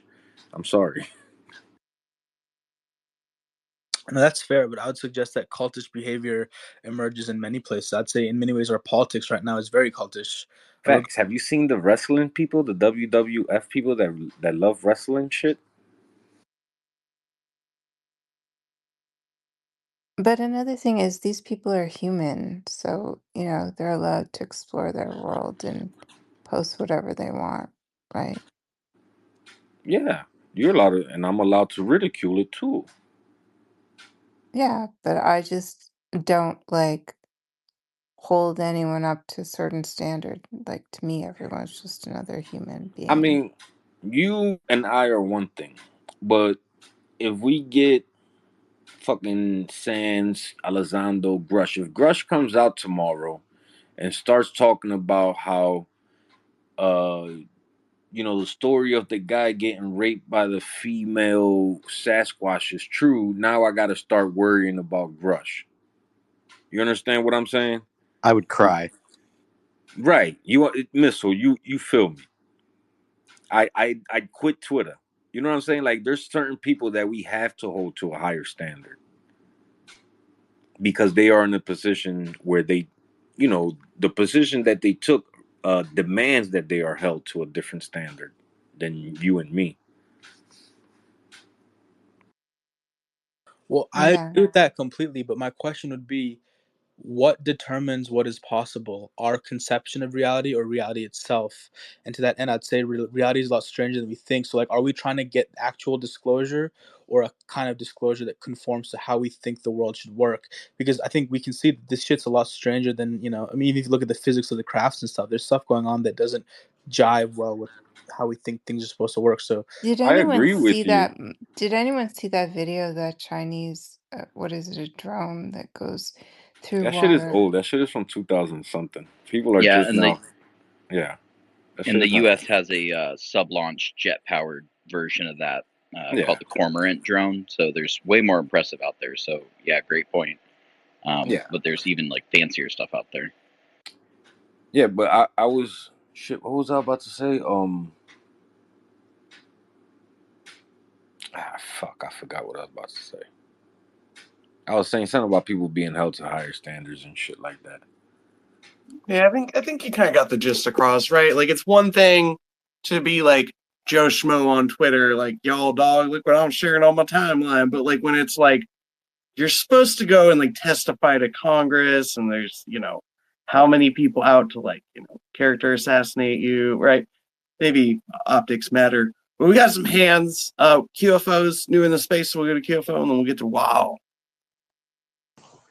No, I just wanted to say to King that if whatever he thinks real, you're going to have numbers to verify that. So, do you believe in the numbers or don't you? Because either No, way, the numbers tell the story. yeah, no. You literally just brought up exactly what I had forgotten. That was to what Ish said. That the reality is stranger than fiction, and I agree with that. My thing is, the way that it's being approached. Like, let's say with Grush is going after like the money to show them, yo, this is where the programs is. Follow the money, you'll get to it. I think that helps us get to the more woo stuff that we want to get to. That we like, yo, we've been telling y'all this is here, this is all that, but I think we need the framework based on like reality more or less, so we can actually step in there and we can tell people, yeah, look around, we've been here for a long time, motherfucker. We've been telling y'all, please have a seat, check out the water cooler. You know what I'm saying? Like, I just feel like we need more infrastructure that's based on like hard facts. This is the program. Once that stuff start coming out, I think a lot of more of people's story that we've heard on UFO Twitter that people might brush off are gonna be able to be taken more seriously. You know? I mean, I'd agree with that, right? Because like I know Sean, just my videos, he talks a lot about how like abductees and like experiencers, like that's going to be last chapter shit. And I mean, personally, I'd rather Right. just have the whole book like out there so you can just go through it start to finish, like at any moment. But you do need like that framework to like. I know, like I mean, I like I'm really open to Bigfoot, right? Like I think there's a lot of compelling evidence about Bigfoot, but like that didn't just happen like the second I was open-minded to UFOs, right? Like it took Well, a framework I've to get heard there. I've heard story of furry aliens. So like Bigfoot to me isn't like Right. super out there. You know, a I furry mean, alien could. honestly, the Bigfoot community seems a little bit psyoped into looking for like an upright, like ape hominid species that's just like hidden and broken away. But I'm like, I feel like there might be a little bit more going on there. But what's up, Wah? To King Wakata's earlier point about WWE being a cult, even like the collegiate, folk style, and Olympic wrestling communities are also a cult. And I want to point out we had 2 American women bring home gold in the past 2 days. That would be Amit Allure, 20 years old, and Hildebrandt, both brought home gold, so USA. Shout out to them. They just screwed Sha'Carri Richardson out of her fucking shot to win a medal in the 100. Did some bullshit with the rules. She at least got a silver, so that's really impressive. But there's also 2 American sprinters. Gosh, I'm blanking on their name. One of them is Hall, and the other one I can't remember. One brought home the 1500, the other brought home the 400. Both come from behind wins, and they brought home the gold. USA. How's that women boxing treating you over there? Y'all been keeping up with that with that whole kerfuffle? All right, before we get too derailed here, Missile Man, what's going on? What I wonder is if there's any relationship, because we were talking about, oh God, what if Grush came out talking about Lionsgate, numerology, whatever. Imagine, if you can, like a reverse engineering bunker at Lockheed in Huntsville. 20 engineers, been working there 10 years. Do they have any relationship to the woo? Like, do any of them believe in it? Are they very distant from it? Do they think it's all a crock of shit? Do they use it to be better? Do they teach them to remote view to better like figure shit out? Is there like shit, I think man? they see it as technology. About fucking Lionsgate, you know, is it like a problem? Does the shit follow them home? Are there like hitchhiker effect because they touch the damn thing? You know, Yeah, that's what I think if they're scientists, they're gonna try to look at this as a technology way. You know what I'm saying? They're gonna, okay, they have some type of technology that can make us fuck with our perception and things like that. Like that's the way I would see like somebody that's scientific try to approach this. Maybe they come to a conclusion that it's not, but they'll try to explain it to people that don't know in a more technological way. That's what I'm expecting to get out of the people that Grush will be bringing out. People that are going to be, everybody have their thesauruses and their dictionaries, because there's going to be words we don't understand, new words they probably made up on their own, their own vocabulary behind the scenes and shit. How yeah, military got their own words and shit. too. The only thing I wonder is like, Direct was talking about how there might be a continuing deep black RV program or programs that have Hell yeah. persisted long periods of time at 3-letter agencies. So I don't know. There's a lot of adjacency, but and a lot of like Hal Puthoff knowing all the same people in the reverse engineering programs. So I agree with you. I would fully expect like a mechanistic scientific approach, but there's a possibility that enough of the same people have known each other over the years that they've at least maybe thought about it or given it a shot. I don't know. It's Well, interesting. I'll put a bug in your ear real quick. As from speaking to Sans, also speaking to Steve, all of them had their experiences after they became aware of the program. So either these things can immediately become aware when you become aware of them, or there is something that once you know the program is there, they can target you to fuck with you, to kind of scare you off maybe, or bring you in. This is just my thought about it, right? Like I would imagine, whereas people more like related to like organizing it, whether it's like the program or sort of like a secondary outside program trying to get into the program, right? I would imagine like the people looking at the crafts, you try to keep them away from the RV, and the people doing RV, you try to keep them away from the crafts. But whether or not that means the phenomenon is going to follow them home or not, and they're going to have an experience with it, that is a whole other question in my mind. Yeah. What, like I said, even behind the scenes, when they talk about RV, they talk about it as a tool or technology, not necessarily an ability at all. But what is the technology like, really? Right? Like, I mean, Right. I No, mean, yeah, like you can, like, there's nothing like contraption. There's no contraption to like how you like what music is. Like music is just like sound, right? But like we've advanced, music technology. Like songs are more complex. They have like more options, right? And like some of that's like based in like literal technology, but some of it's just like us, right. So composing follow that things that frame are of more thought. complex than Gregorian chants. Yeah, follow that frame of thought, right? Imagine if they create some type of technology. Think of an auto tune for remote viewing, where you might be bad at it, but you put this on, and all of a sudden you can fucking hit high notes. You understand what I'm saying? Well, Direct kind of alluded to that when I asked him about the nature of perfecting the skill, perfecting the training program, is he mentioned the notion of technological assistance, whether it's in the form of cybernetics, AI equipped with cybernetics. Yet you can imagine that if it's very, very interesting, right? When you listen to interviews by like godfathers of AI, a lot of times they talk about how we don't really understand how a lot of it works because we've created algorithms that teach itself or that reprogram itself or whatever. It, it might also be the case that if we don't actually understand the underlying mechanism of RV, something like AI doesn't need to understand the underlying mechanism to make it better. That's really terrifyingly weird.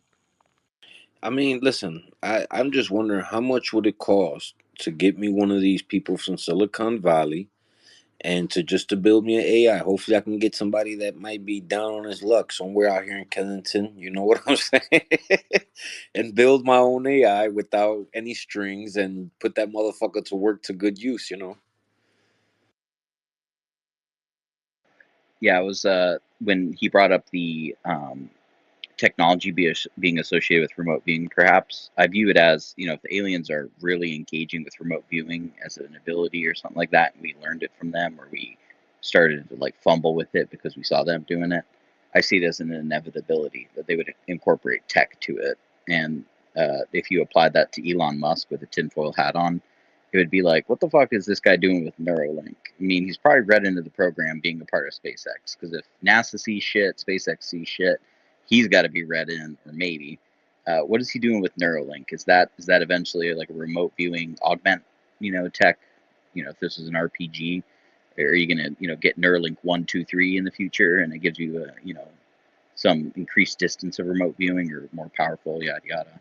Well, I think our next step in evolution is going to be like blending in with our technology. We are going to start like, I definitely see people getting robotic eyes and fucking implants. And I was in this fucking Ghost in the Shell. Dude gets new kidneys so he can drink without worrying about dying and shit.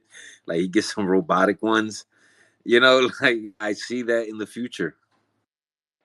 Yeah, it for the current near future, I definitely see it as like Adeptus Mechanicus, where it's a thing from Warhammer, where the augments that you have are actually kind of like impeding on your biology, and you almost want to fully replace yourself. Or if it's super elegant, it'll be definitely Ghost in the Shell, Cylon type shit. I'm with it. I think if we find out how to live for a very long time, once you lived on Earth for a certain amount of time, you got to shoot off to the stars and fuck off. So you don't take all of our fucking stuff. Once you get to like 100 years old, you still got another 200. Send this motherfucker to Alpha Centauri to say what's up, everybody. Vol, what's up, Direct? The in Missile Man. So this is going to be very anecdotal, but when you talk about aliens and remote viewing, there's a very long and very intense history between them and us. Okay. So one of the first projects done in the remote viewing unit at SRI involved underground bases on Earth. The next one involved what's turned out to be Ingo's book, Penetration, a remote viewing of the moon. But Ingo went back in what's called Moon Reconnaissance Phase 2 in 1999 to do a session on, how they detected him and why he got kicked out of the moon. And so whether you believe all that or not, I understand that, but this is as the story goes. So in the second trip, they had various forms of telepaths for various forms of protecting and defending that environment psychically. And in one lecture, I could post that, but in one lecture, he talks about the people he encountered on the moon having metal plates in their head. So what does that mean? I don't know, but trust me when I say, like, the amount of session work done over the last 50 years within remote viewing, and more specifically within the military unit and former military unit members, has involved efforts to understand the ET agenda. And Ingo even wrote an article in Fate magazine about his conclusions from his work in that area, and none of it's been favorable.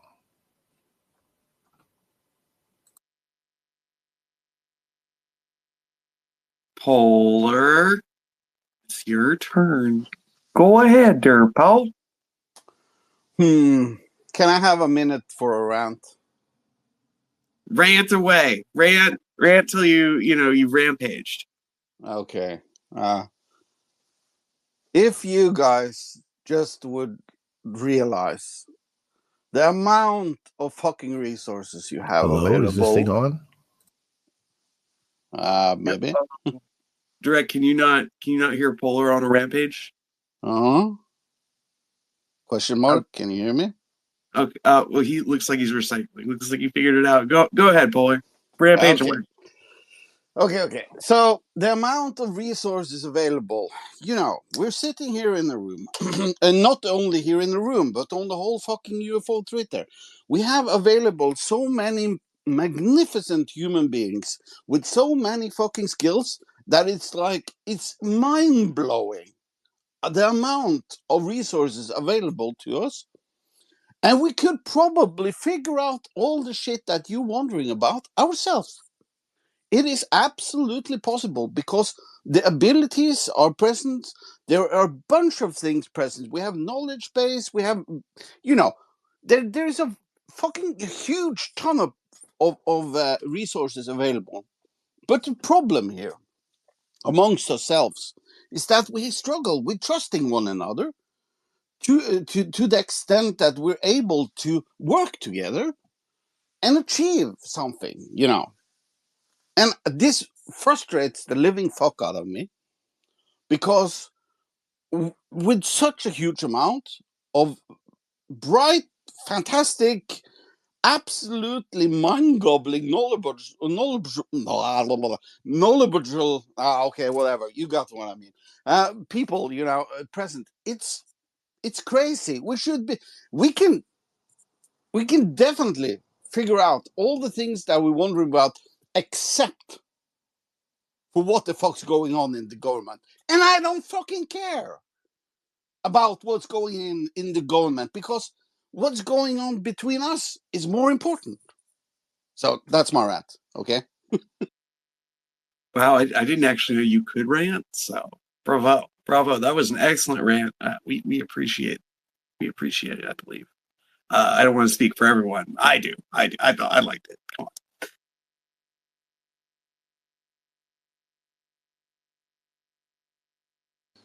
More Polar rants. I approve. I approve of this rampage. I like it when the polar bear roars.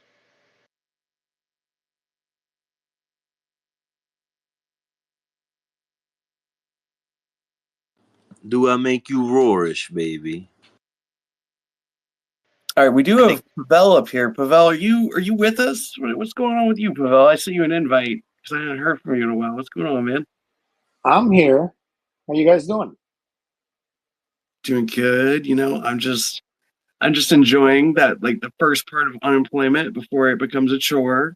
Hanging out with y'all, talking about RV, astroturfing campaigns, keeping the fire alive with the UFO Twitter fifth column, which is a subgroup of the UFO fifth column.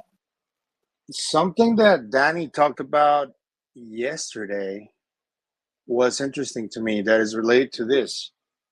You're talking about remote viewing, and Danny spoke for a moment about human evolution, that he believes that we are evolving. I've been talking about this for a while, and I wanted to get Direct's perspective on this. What does he think about that? Evolving to the point where remote viewing is a natural ability. Yeah, and he named other abilities, not just remote viewing. He talked about telepathy, he talked about telekinesis, and other abilities. Do you agree with that? Well, I agree with it and would extend it to we already absolutely 100% natively intrinsic to us as beings have those abilities. The human aspect of us is always a reference to the physical aspect of body. And that's why I think we're called human beings. So bodies associated with beings. That's probably philosophical, and you could say it's just belief based, but I think there's plenty of evidence for it. So the body itself, Ingo talked a lot about its sensing systems. And so if you were to look and employ all the sensing systems of your body with your sensing systems as a being, that to me would be optimum and ideal. And because the problems that are facing humanity, unless we can perceive them exactly as they are, with no belief, imagination, preference, nothing, just see the problem, we're not going to be able to solve it. But if we see it clearly, we will be able to solve it. So perception to me is sacred. I took my little Twitter name here from an interview Ingo did with Psychic Magazine in 1973, where that's what perception is. We're the ones saying, wow, you're seeing across time, or you're seeing across space. We're the ones putting those labels and restrictions on it. What if it's just completely natural that perception just perceives whatever it's directed to and can bring back pure information with no tainting? That's my idea. Are you saying it's possible that with the remote viewing you can time travel in a way? I don't touch the topic of time. It baffles me. I know that things happen in a sequence experientially. I've had experiences in what one might call an astral realm, where time had a completely different flavor, if you will. I've heard stories of other things, but honestly, I don't know. I know that if I take one step forward at a time, I'll end up somewhere I wasn't a minute ago, and that's kind of where I'm at it on the topic of time. Thank you. What's going on, Mr. Man? Think it's gonna be a long, long time. Oh no! I was just going to respond to the question about evolution, and this is not about remote viewing because I'm not qualified to sort of talk about remote viewing in particular, but it wouldn't be the case that we would be evolving a new ability in that manner in the same way that we use the word evolving or evolution to describe, how the way we evolved a thumb or the way we evolved a bigger brain, because evolution is not the appearance of a useful trait that would be cool because it would let you do a new thing.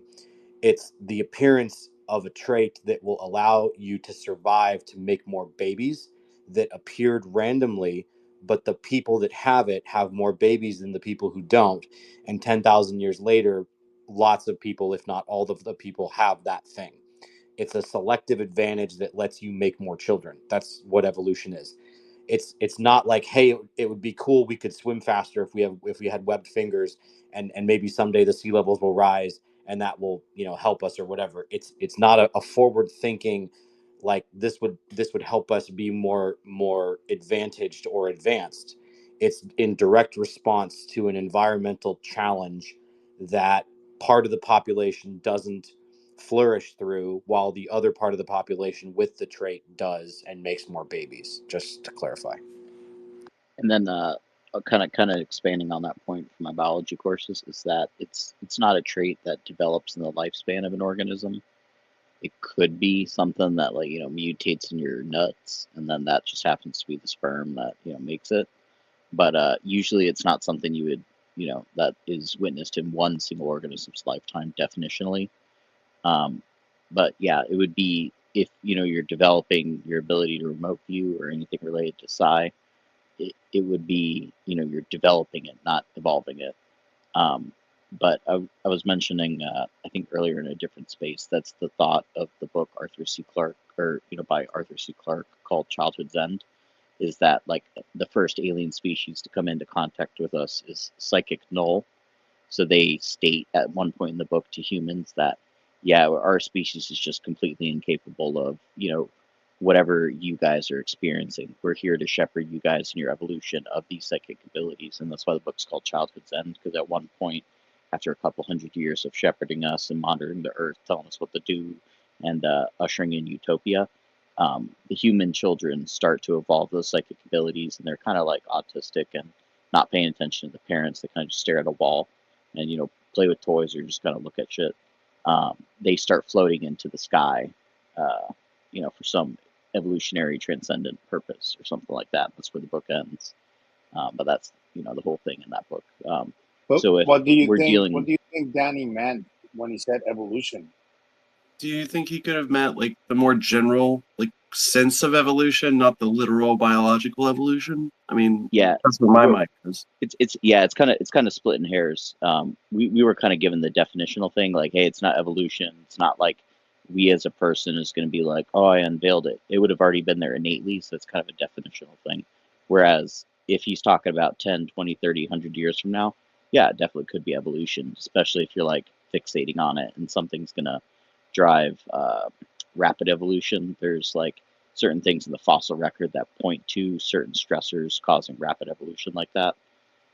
Which, in the sense of just sexual selection or, just surviving to pass your nut on, it would be, um, stressors like, a cataclysm or, different environment. And, basically a lot of people dying and only the ones who just happen to survive pass it on.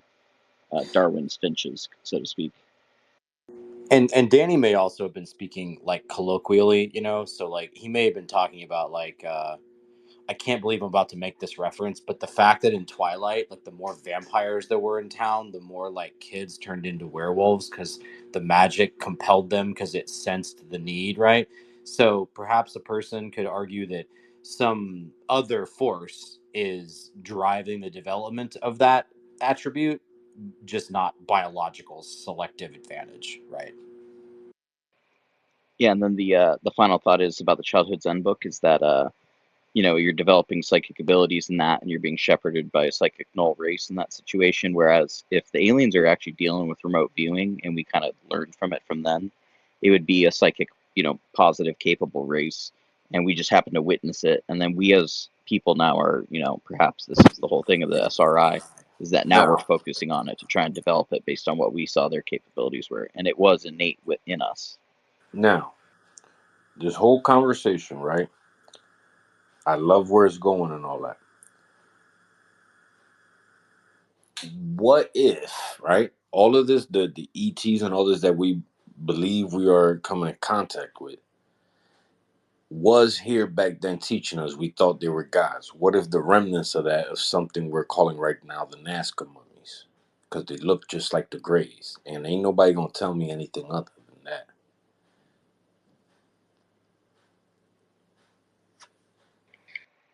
Yeah, I think I've said this before, is that if the Nazca mummies, even if they're recreations and they are of something real, I've suggested like one of the hypotheses could be is that whoever was associated with the gods that would be the Greys, if they still had the dead body of one of their gods at one point, it would pay homage to your bloodline and your family. Like, hey, we used to tend to the gods, we provided for them, and we were the high priestesses or whatever.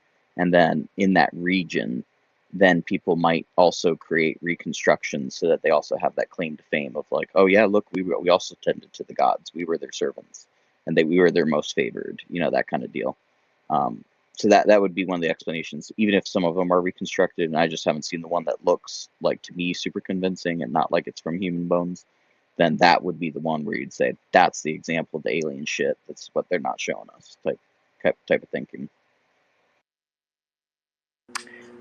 I know there's a series of books, or there's a content in the lore that I am not super in command of, so others are going to be able to correct me on this. But there is a lot of stuff about the prospect of the NHI in the deep past having taught us telepathy, or took it away from us, psi ability, or took it away from us. And there's the whole thing about the pyramid in Alaska and all that Teddy Klaus like made a thing out about. But I know there's a lot to that. But what I actually found the most fascinating about it was, because it tied back to like a hard science for me, is that it is rather mysterious to philologists and like linguistic anthropologists that language only developed, that they can pretty well chronologically track it to like the bottleneck event, the Toba, like 50 to 70,000 years ago. But it does seem rather strange that from the fossil record, it appears as though we have been anatomically modern for like 300,000 or 400,000 years. So why is modern language only between like 20 and 60,000 years old? And so it's been, I've seen it suggested that it's because prior to that, we didn't need language because we had psi communication, and that language only emerged by necessity after having lost it. And I just thought that was a really fascinating claim. Also kind of sad, no? Oh man, what was once lost? The Tower of Babel fell. But let's get to the hands. We're gonna go Ish, then we got Simon in the mix. Yeah, so just out of curiosity, I looked up the gematria for remote viewing, and 3 entries just caught my attention. One is your mom's a prostitute. I just thought that was funny. Then there was another one that said a neuron doesn't know it's a neuron. For some reason, that kind of caught my attention too. And the third one, it said Jesus is Rh negative.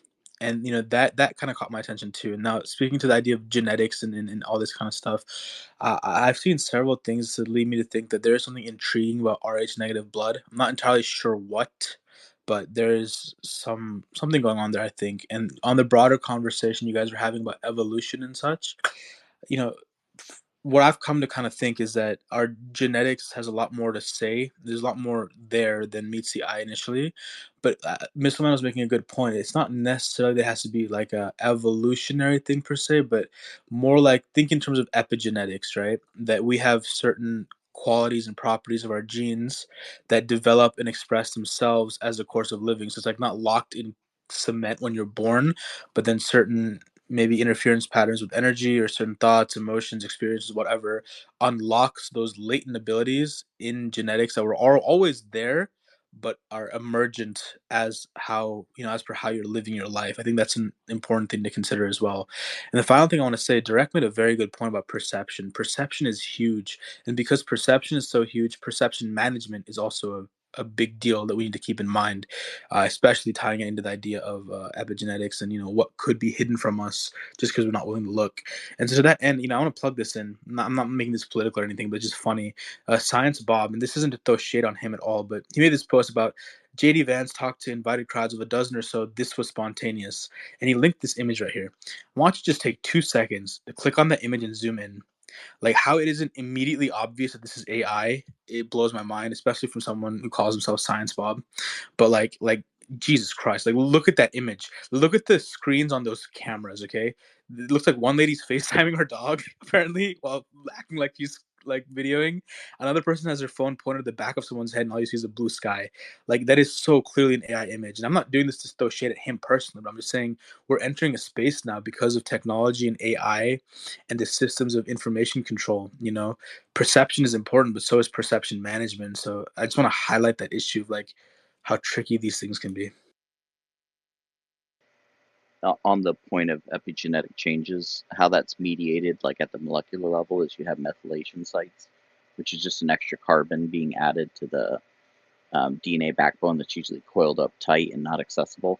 And so those methylation sites kind of space it out and make it more available. So mathematically, kind of how the cell works is, at least as we understand it, there's all sorts of regulators and stuff in there by like proteins and stuff. But it kind of just works like a falling clockwork. Like the availability of the DNA gets transcribed into different things. All the DNA is being transcribed at all times. Can disappear at certain times. Cell cycles, yada yada. But those spacers just make the DNA more available, so they get translated more often. So if you were to engage in certain activities, like you start drinking a lot, the genes associated with processing that alcohol and excreting it will obtain more methylations and it'll be more accessible, and you're more able to process alcohols through, I forget what it's like something dehydrogenase. I can't remember. I have a koozie that's I overexpress alcohol dehydrogenase or something like that.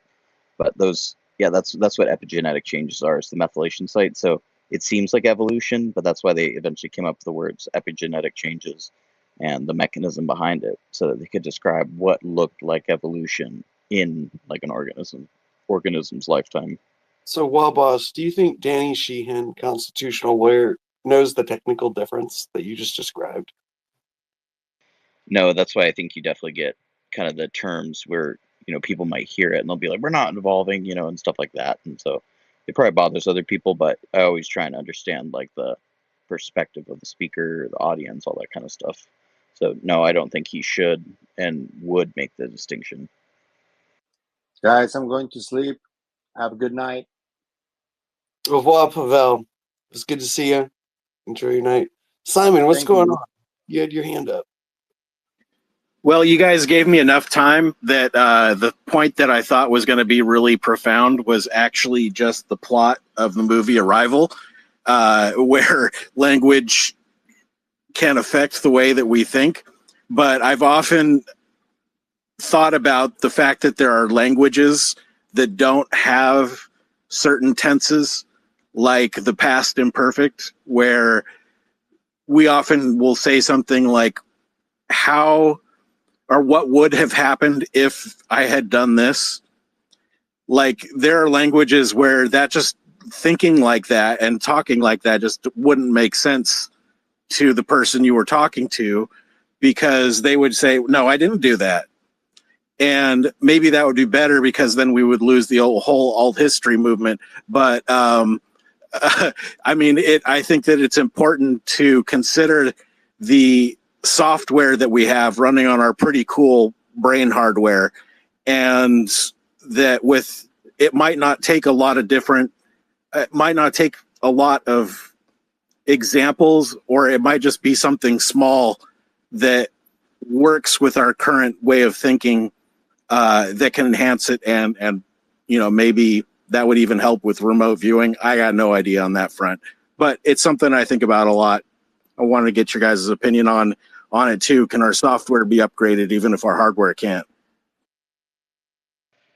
Yeah, 2 more points on the language quick. There's some like forms of speaking in the conditional future and like far past in Italian that are kind of getting lost. They're taught academically, but the majority of actual Italian speakers day to day will not use them, and if they try to, they'll use it incorrectly. And then there's also examples in Native American languages where there's like very specific distinctions associated with, if you're talking about a story like he saw a deer, there's very specific distinctions of how you conjugate like verbs and stuff like that have to do with how was the information acquired. Is this from like a first person, a second person, or a far past story? So it's kind of interesting that those things appear in other languages, and we just don't appreciate it because we don't have it, or I we like haven't those lost certain examples. parts. Yeah, if you're not familiar with Noam Chomsky, you should check him out. There's a lot of debate within linguistics about whether the structure of language can or does impact the way people think, the actual way their brains work. And I haven't stayed current with it, but I read a couple of linguistics books in a row, and I became aware that it was like very hotly controversial at the time. And because similarly, there are like uncontacted tribes in South America that like don't have words for numbers larger than 3 or something like that, and it drove a lot of debate about, it got into questions of scientific racism and different ways of like trying to relate to aboriginal thinking and brain models and things like that. It's interesting.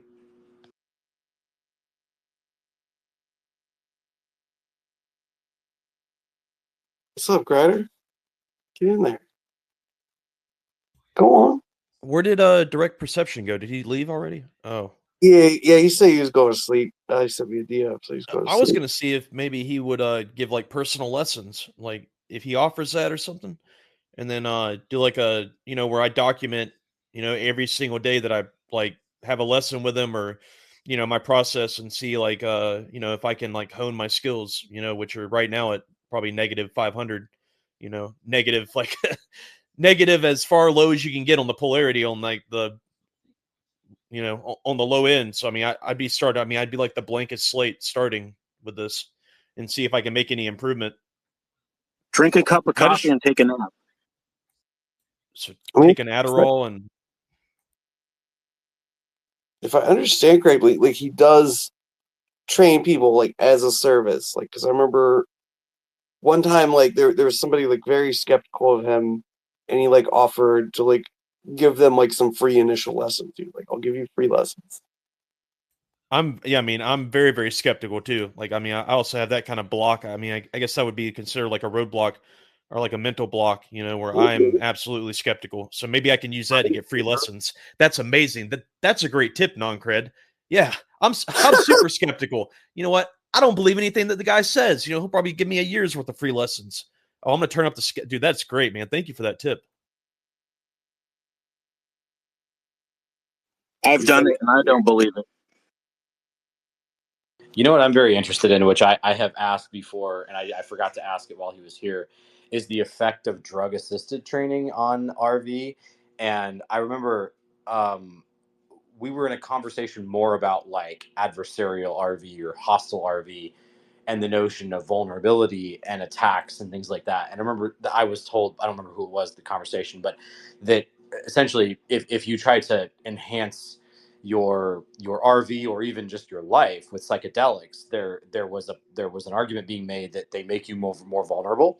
And I said, well, that's actually interesting. Maybe that is a good training tool for the target in the event that you're training a person. Maybe it makes the target more vulnerable, like another person, and obviously someone who has agreed to this, but not just psychedelics. I'd be fascinated. Stimulants in general, good or bad. Beta blockers, good or bad. Downers, good or bad. Kind of fascinating. There are a lot of variables to consider. Yeah, from everything that I've read, I think you are supposed to be sober. Like, I don't think you're supposed to be under the influence of any drugs or any alcohol, or I think you're supposed to kind of be like a clean slate. Yeah, from what I understand. Minus the 10 to the 25th plastic particles in my testicles, right? Well, I mean, yeah, there's nothing we can do about that at this point, apparently. So work with what we got. I can't speak to the specifically. I think you make an interesting point, Miss Man, about not just drugs in general, but what type of drug and how that relates to the process. I want to speak to psychedelics specifically, because a lot of people bring up the point of psychedelics and how this can bring you consciousness, apparently. And the way I see it is psychedelics can strip away the veil and help you realize that there's definitely something beyond just what we're perceiving immediately. But at the same time, in the spiritual sense, at least, we call this thing spiritual bypassing, where you jump, like, think of a physical analogy, right? There's a difference between like working out and diligently developing your physical fitness versus using steroids as a supplement to that.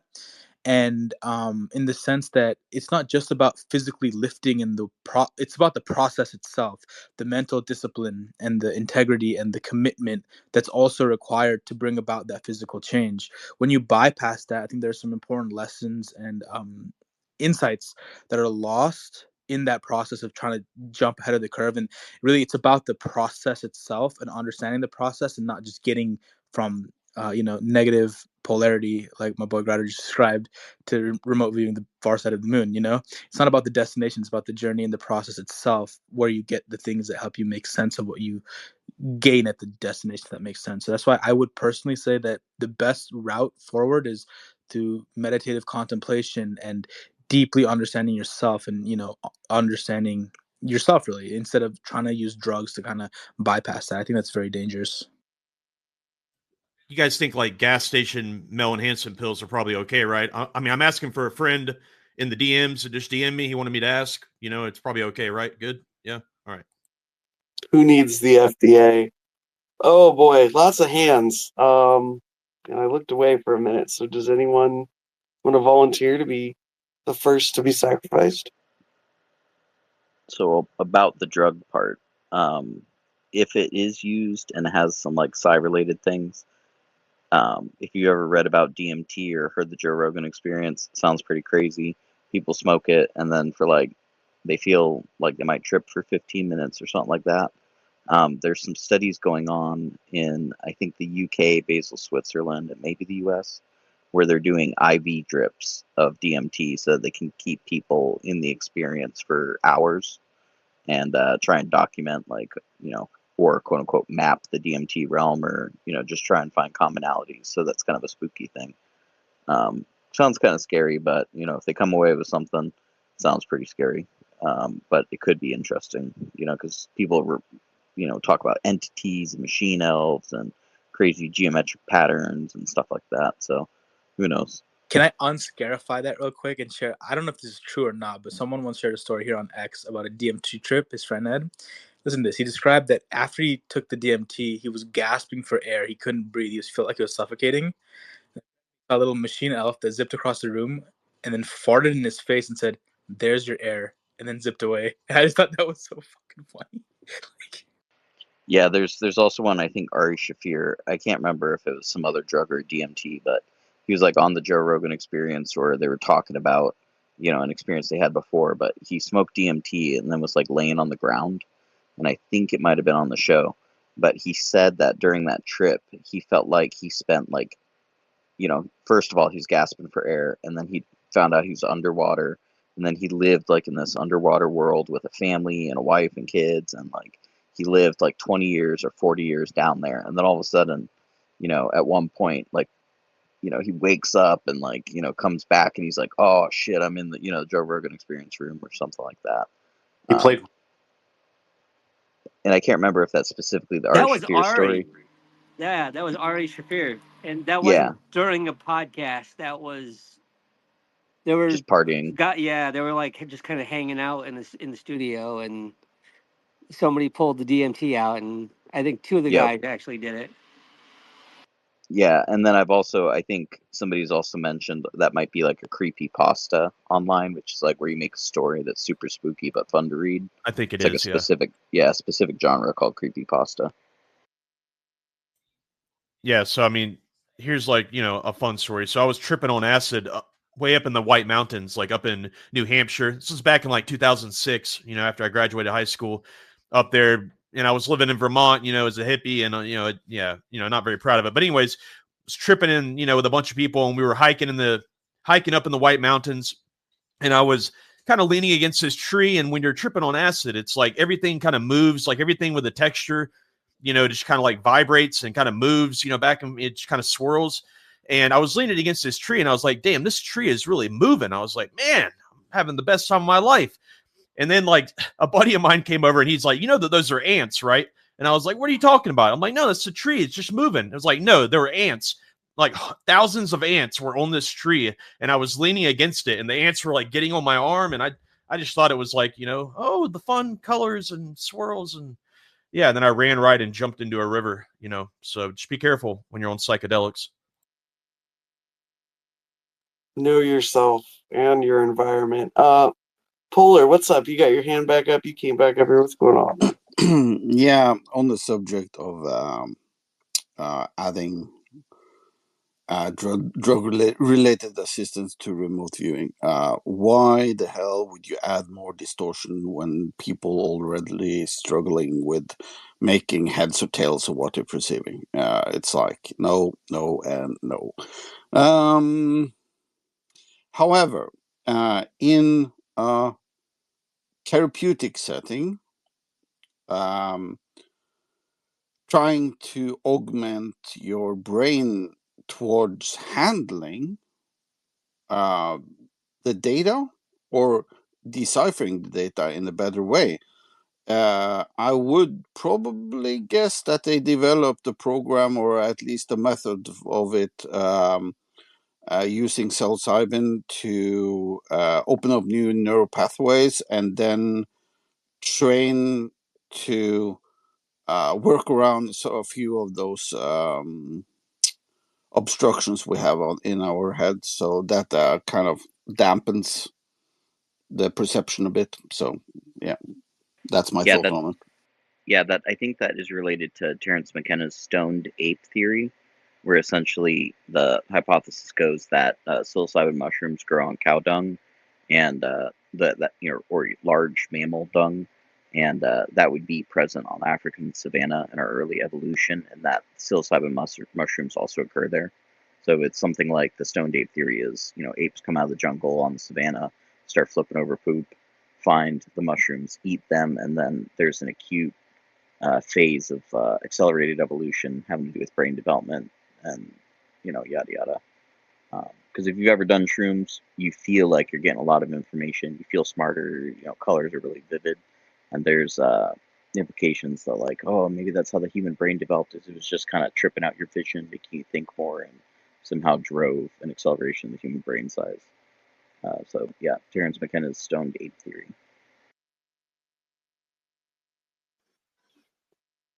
What's going on, Simon? So I don't really hear people say very often like the specifics about remote viewing. They talk about it, but they just generally say like, oh, you meditate and whatnot. So I just wanted to very briefly describe the way that I did it, but I also want to give the disclaimer that I have no evidence that it's anything beyond just a hallucination that my brain created. At the same time, it was interesting and it was cool, and maybe there's something to it and somebody gets into it enough that they could verify something. But let me just briefly say what I did. When I close my eyes, I don't see entirely black. I see a difference between black and something like silver, and sometimes that moves around. And if I focus on that when I'm relaxing, it can often end up going into something like a concentric circle, not evenly, but kind of like a plasma type of thing. And all I did was keep doing that until the bright silverishness that I saw was the dominant factor over the black, and the imagery emerged from that. And I can tell you two things that I saw, and you're not going to be impressed. I was hovering over a suburb and saw a house from above. No idea what house it was. Utterly average.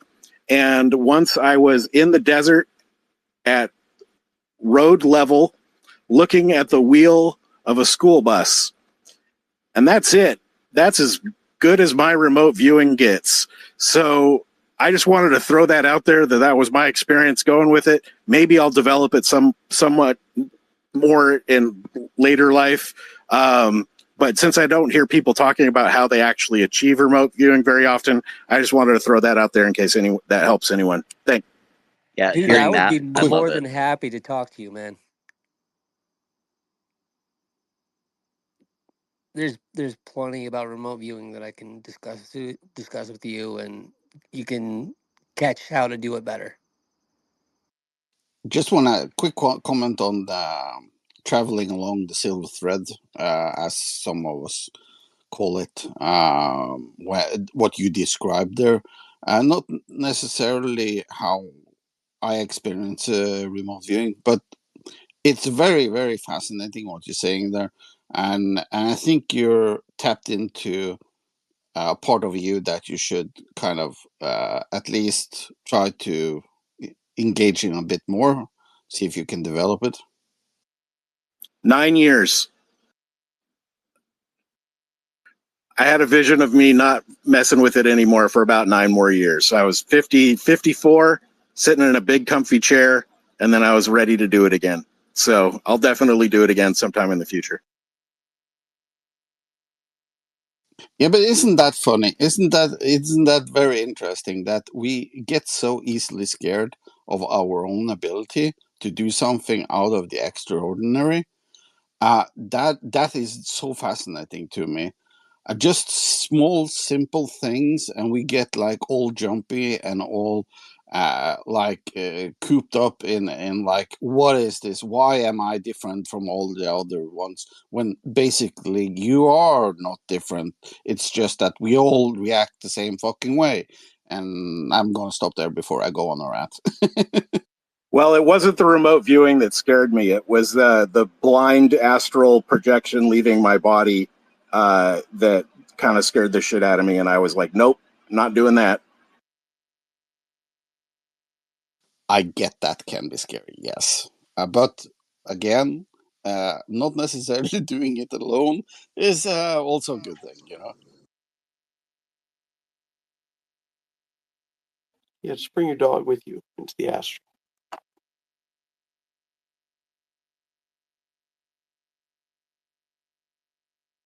We got a new speaker up here, Giovanna. Giovanna, you're new to the space. What's going on? Hey there, can you hear me okay? We sure can. Okay, good. Hey, this is, first of all, this is my very first spaces, so go easy on me. I just thought I'd pop in because I was interested in the title of the room. And now that I'm in the room, it's interesting what you guys are talking about. And maybe there are various words for the same thing, remote viewing. Maybe it was called something else before, back in the day. I just want to say that I'm a person that has experienced a lot of different kind of phenomenon ever since I was a baby in a cradle. Lots so that I can't explain. And it's nothing that I've, like I listened to you guys talking about conditioning yourselves and practicing certain methods and stuff, but there are those of us who have had a barrage of things done to us, and we don't know why. Why has it come to me? And I think that at one point, I think you guys were talking about maybe you didn't use the word organizing, but I think, and I'm new to you guys. I don't know about any of the organizations that you guys have talked about, but I'm kind of sensing, and I could be wrong, that there's a gap, that there might need to be an outreach to help people that, like me, that have experienced so much unexplainable phenomenon that ever since we were young, because we've had a different, a person that has experienced so much has had a different childhood, because you're learning about the world from people that don't know that you've experienced something else. Like, okay, let me take the topic of the room. It says UFO. Okay, I had an experience where I was just laying on my bed. I was going to have a nap, and 4 creatures came into my room. They were kind of see-through, and then they were tall and slender, and they typical ant-looking creatures. And then I kind of passed out. And I remember everything they did to me. And when they left, see, my phenomenons are different. My phenomenons actually leave material evidence. So when I woke up, I had all these scratches and marks on me. So I kind of felt that they were going to disappear. And I needed to record my evidence, so I called my doctor and I made an appointment, and I wanted it recorded in my medical charts. And when he saw me, he said, "Oh, what did you do? Did you scratch yourself?" I says, "No, his name is Dr. Farmer in Vancouver, BC, which is where I was living at the time. I think it was the Oak Ridge. His office was in the Oak Ridge Mall. This was probably in the 90s, maybe." And he couldn't believe. I says, "Doc," I says, these just appeared to me overnight, like overnight. Well, I think I said overnight. I don't know. It was a long time ago. And he took his magnifying glass and he looked at them up close to them, and he couldn't see any scratches in all these marks. It was like razor. They were razor sharp. So things like that.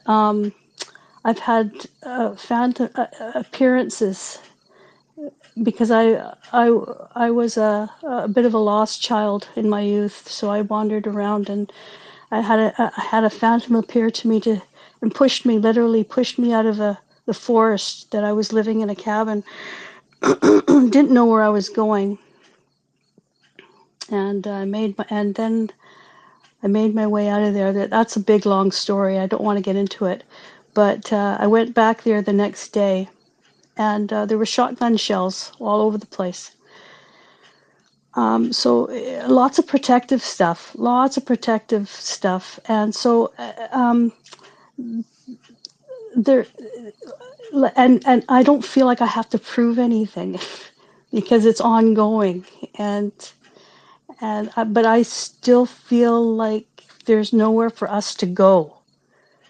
There's nowhere to talk to about it where you're going to be looked at as somebody that's making things up or looking for attention or something else, because it's different.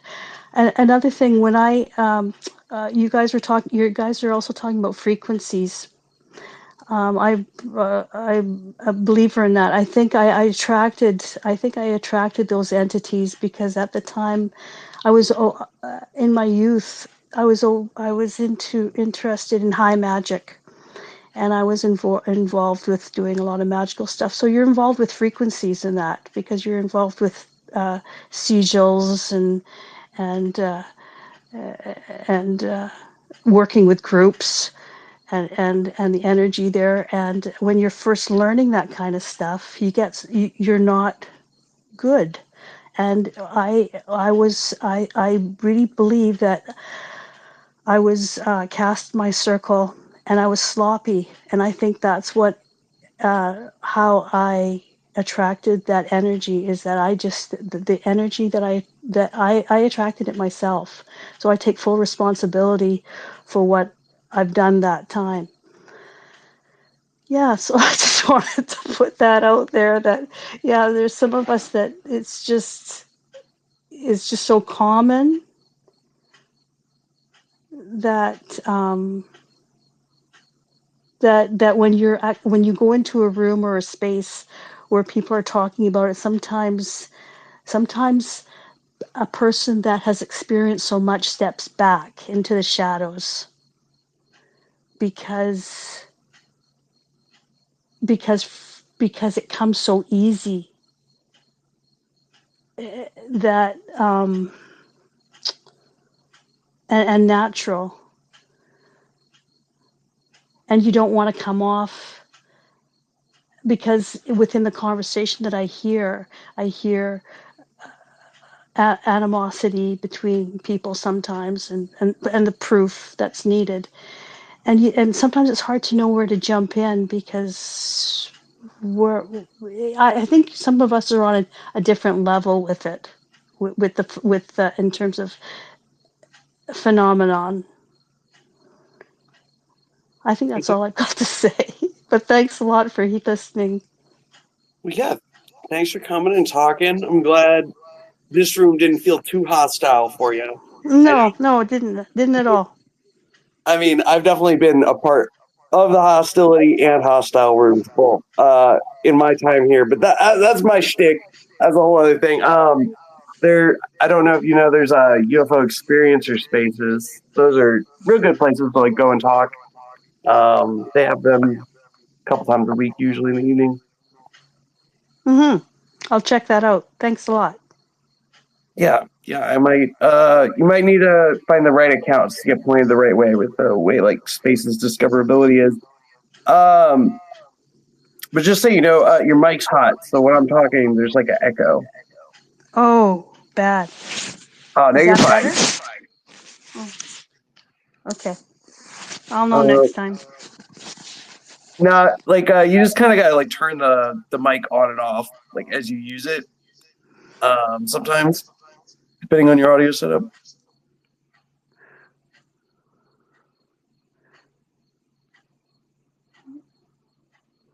Do you see the little microphone button in the bottom left corner? No, what I did. Is this better?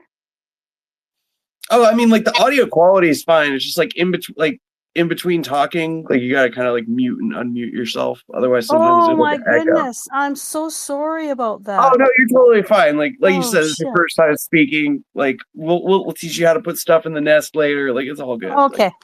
Like, everybody's got the learning curve here. You betcha. Have a good night. Yeah, thanks for sharing. Okay.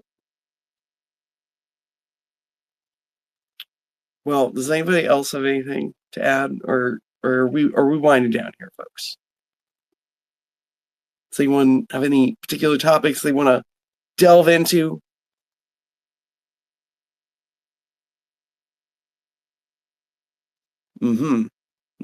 I see. I mean, I guess I have something I could kind of like throw out there, you know, if you want me to. I mean, if you want to throw it out there, you should throw it out there. Don't let me be, your puppeteer, Grider. I mean, I consider it more like my my muse, I guess, it's how I would think of you more. Oh. Yeah, my inspiration. So it's about Elizondo. All right, so this is kind of like, and I don't have any like analysis beyond like what I'm gonna say. So doing like background research on Jason Sands, on Kirkpatrick, there was something that I discovered very, very, very quickly, like very, very early on, is that you can't find anything about them on people websites, on people database websites. You cannot find Kirkpatrick. You can't find Jason Sands. I eventually found Jason Sands, but it took a lot of digging, like a lot.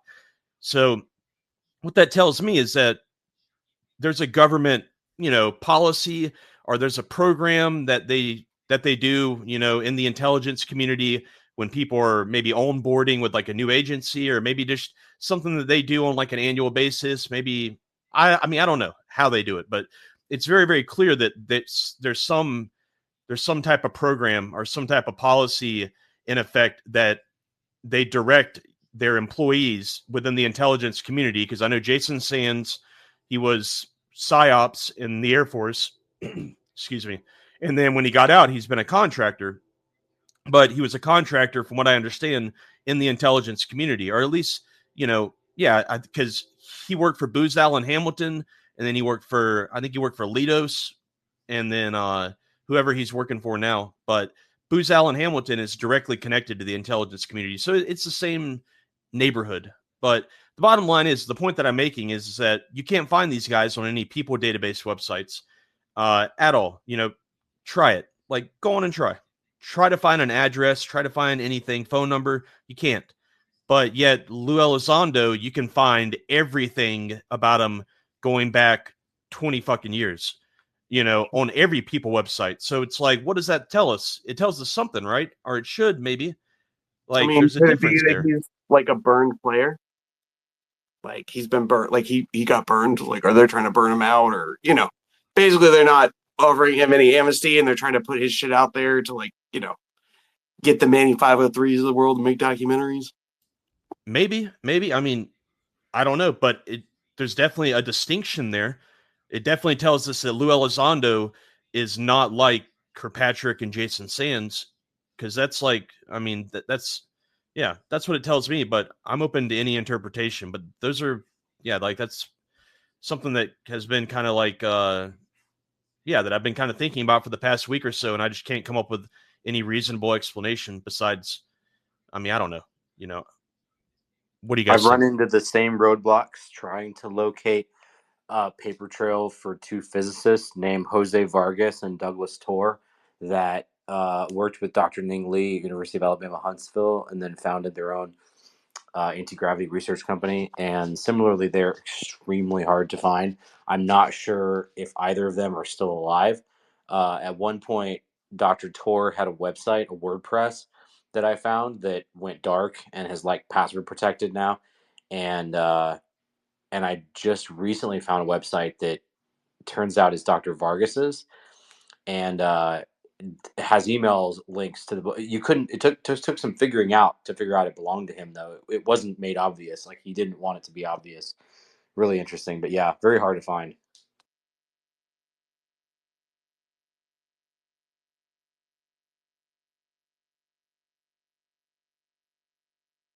I mean, what do you make of that, Missile Man? Like, what do you think the reason those two are and that one isn't, as far as like that public record stuff? Like, I don't know. I have no proximity to the intelligence community. So I was like learning as well along the lines of anybody else while he was talking, because I had never tried to do like a bunch of digging into Kirkpatrick, but so it makes me wonder, because someone said, well, did he get burned? Like they don't protect him anymore, as in Elizondo. But I guess the interesting question is like, if you can find documented records of Elizondo going back many years, then I don't know, is this a veil of protection that they could have offered and then lifted, or does it prove that he never had it to begin with, unlike some of these guys? Or is it only certain kinds of intelligence outfits that even get it? Army intelligence is, I mean, like fairly modestly secretive versus the three letters, right? So I'm not trying to say Elizondo was like not a big deal or anything like that, but maybe his version of the military intelligence community was sort of nowhere near as secret squirrel as the shit that Kirkpatrick was pulled into. I don't know, just speculating. Here's one thing that I'll say too is like, if I was to give you my personal information, you would not be able to find me on people search databases either, because I've gone in and I've opted out of every database known to man, and do a little bit of, I guess, self promotion. If you go to my pinned tweet on my profile and you follow my article that I wrote, you can also opt out of every people database in about 30 minutes, less than that, really. So I mean, but I don't know. It's just like, why doesn't Lou Elizondo have it? Like, why would he not have his information? It just makes no sense. I think that Missile kind of, I mean, heck, I think that Non-Cred and Missile both like brought up plausible scenarios. It's just there's something wrong about it. There's something really wrong about, the fact that like Lou Elizondo is still like easily searchable. Is that it just doesn't make any sense. were you able to dig up Jason Sands' LinkedIn? Is that still out there, or is he taking that down? I think it's still out there, yeah, if I remember correctly. But I found out that he worked for Booz Allen Hamilton. Actually, maybe it was his LinkedIn.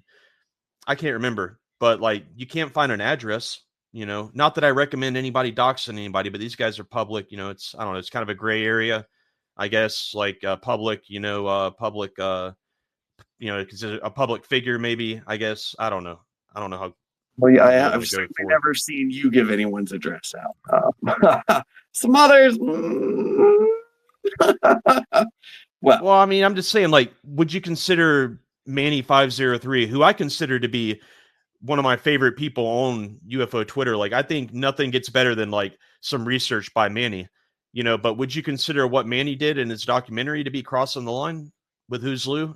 And I'm asking non-cred specifically. I mean, not like in like the context of doxing, but like, I mean, some would argue, like, right, because I've only seen the first hour because I fell asleep. I was like, I'll come back to it later. But so I don't want to like speak on it definitively without having like completely seen it. But like, I know many would argue it's more of a character assassination issue, or something along those lines. It put like it did put a lot of focus on his family though, right? Like after that, and like even some conspiracies about his family. Seemingly, I mean, I'm not saying they're real or fake conspiracies, but just conspiratorial thinking.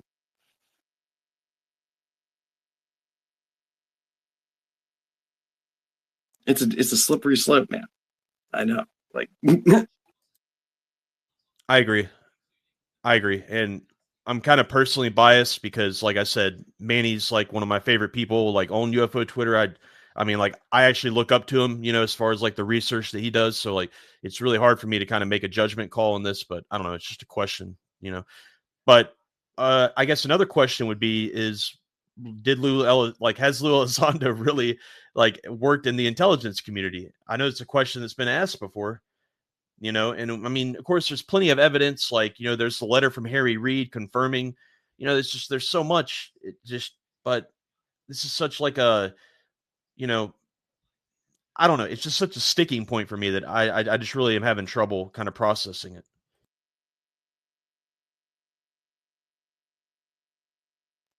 yeah, I mean, Missile Man, he was like definitely an Army intelligence, and I mean, I've still only read like the first 20 pages of his book, but it definitely seemed like he was doing some work with three-letter agencies. Okay. Was the vibe I was getting.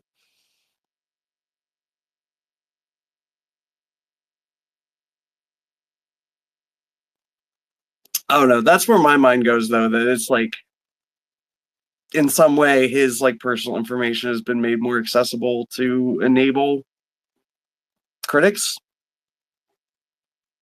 because it didn't seem like he had the cleanest break with his employer being that being the federal government.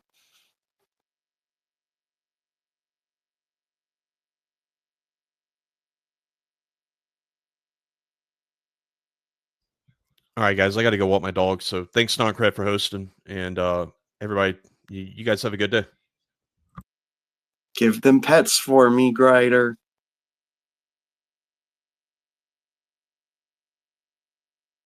We got Charles in the space. Charles been trying to get up here all night. Charles, what's your take?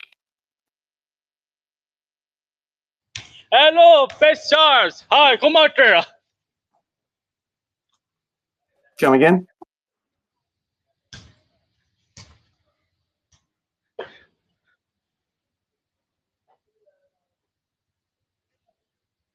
All right, been coming up all night for this. Damn, been trying to come up all night just for this. All the while we're getting absolutely ratioed in the non-listener section. I love it. This is peak UFO Twitter right here. What's going on, Charles? You ever see a UFO? Yes, UFO. Satanist. War. I'm sorry, I'm not sure I'm following you.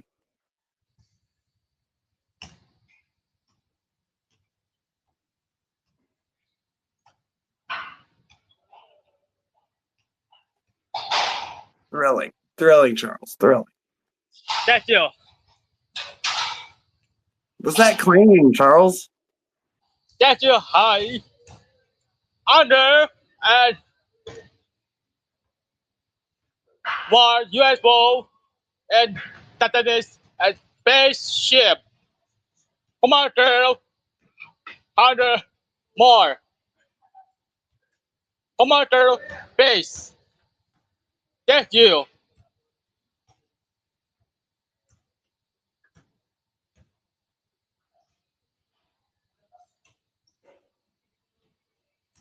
Unite and Red Commander to West Moma. War Saturday's government, my Commander Charles. Thank you.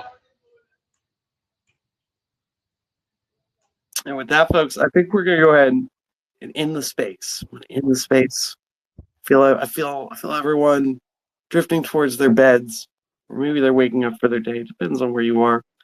But y'all have a good night. This space was downloaded via spacesdown.com. Visit to download your spaces today.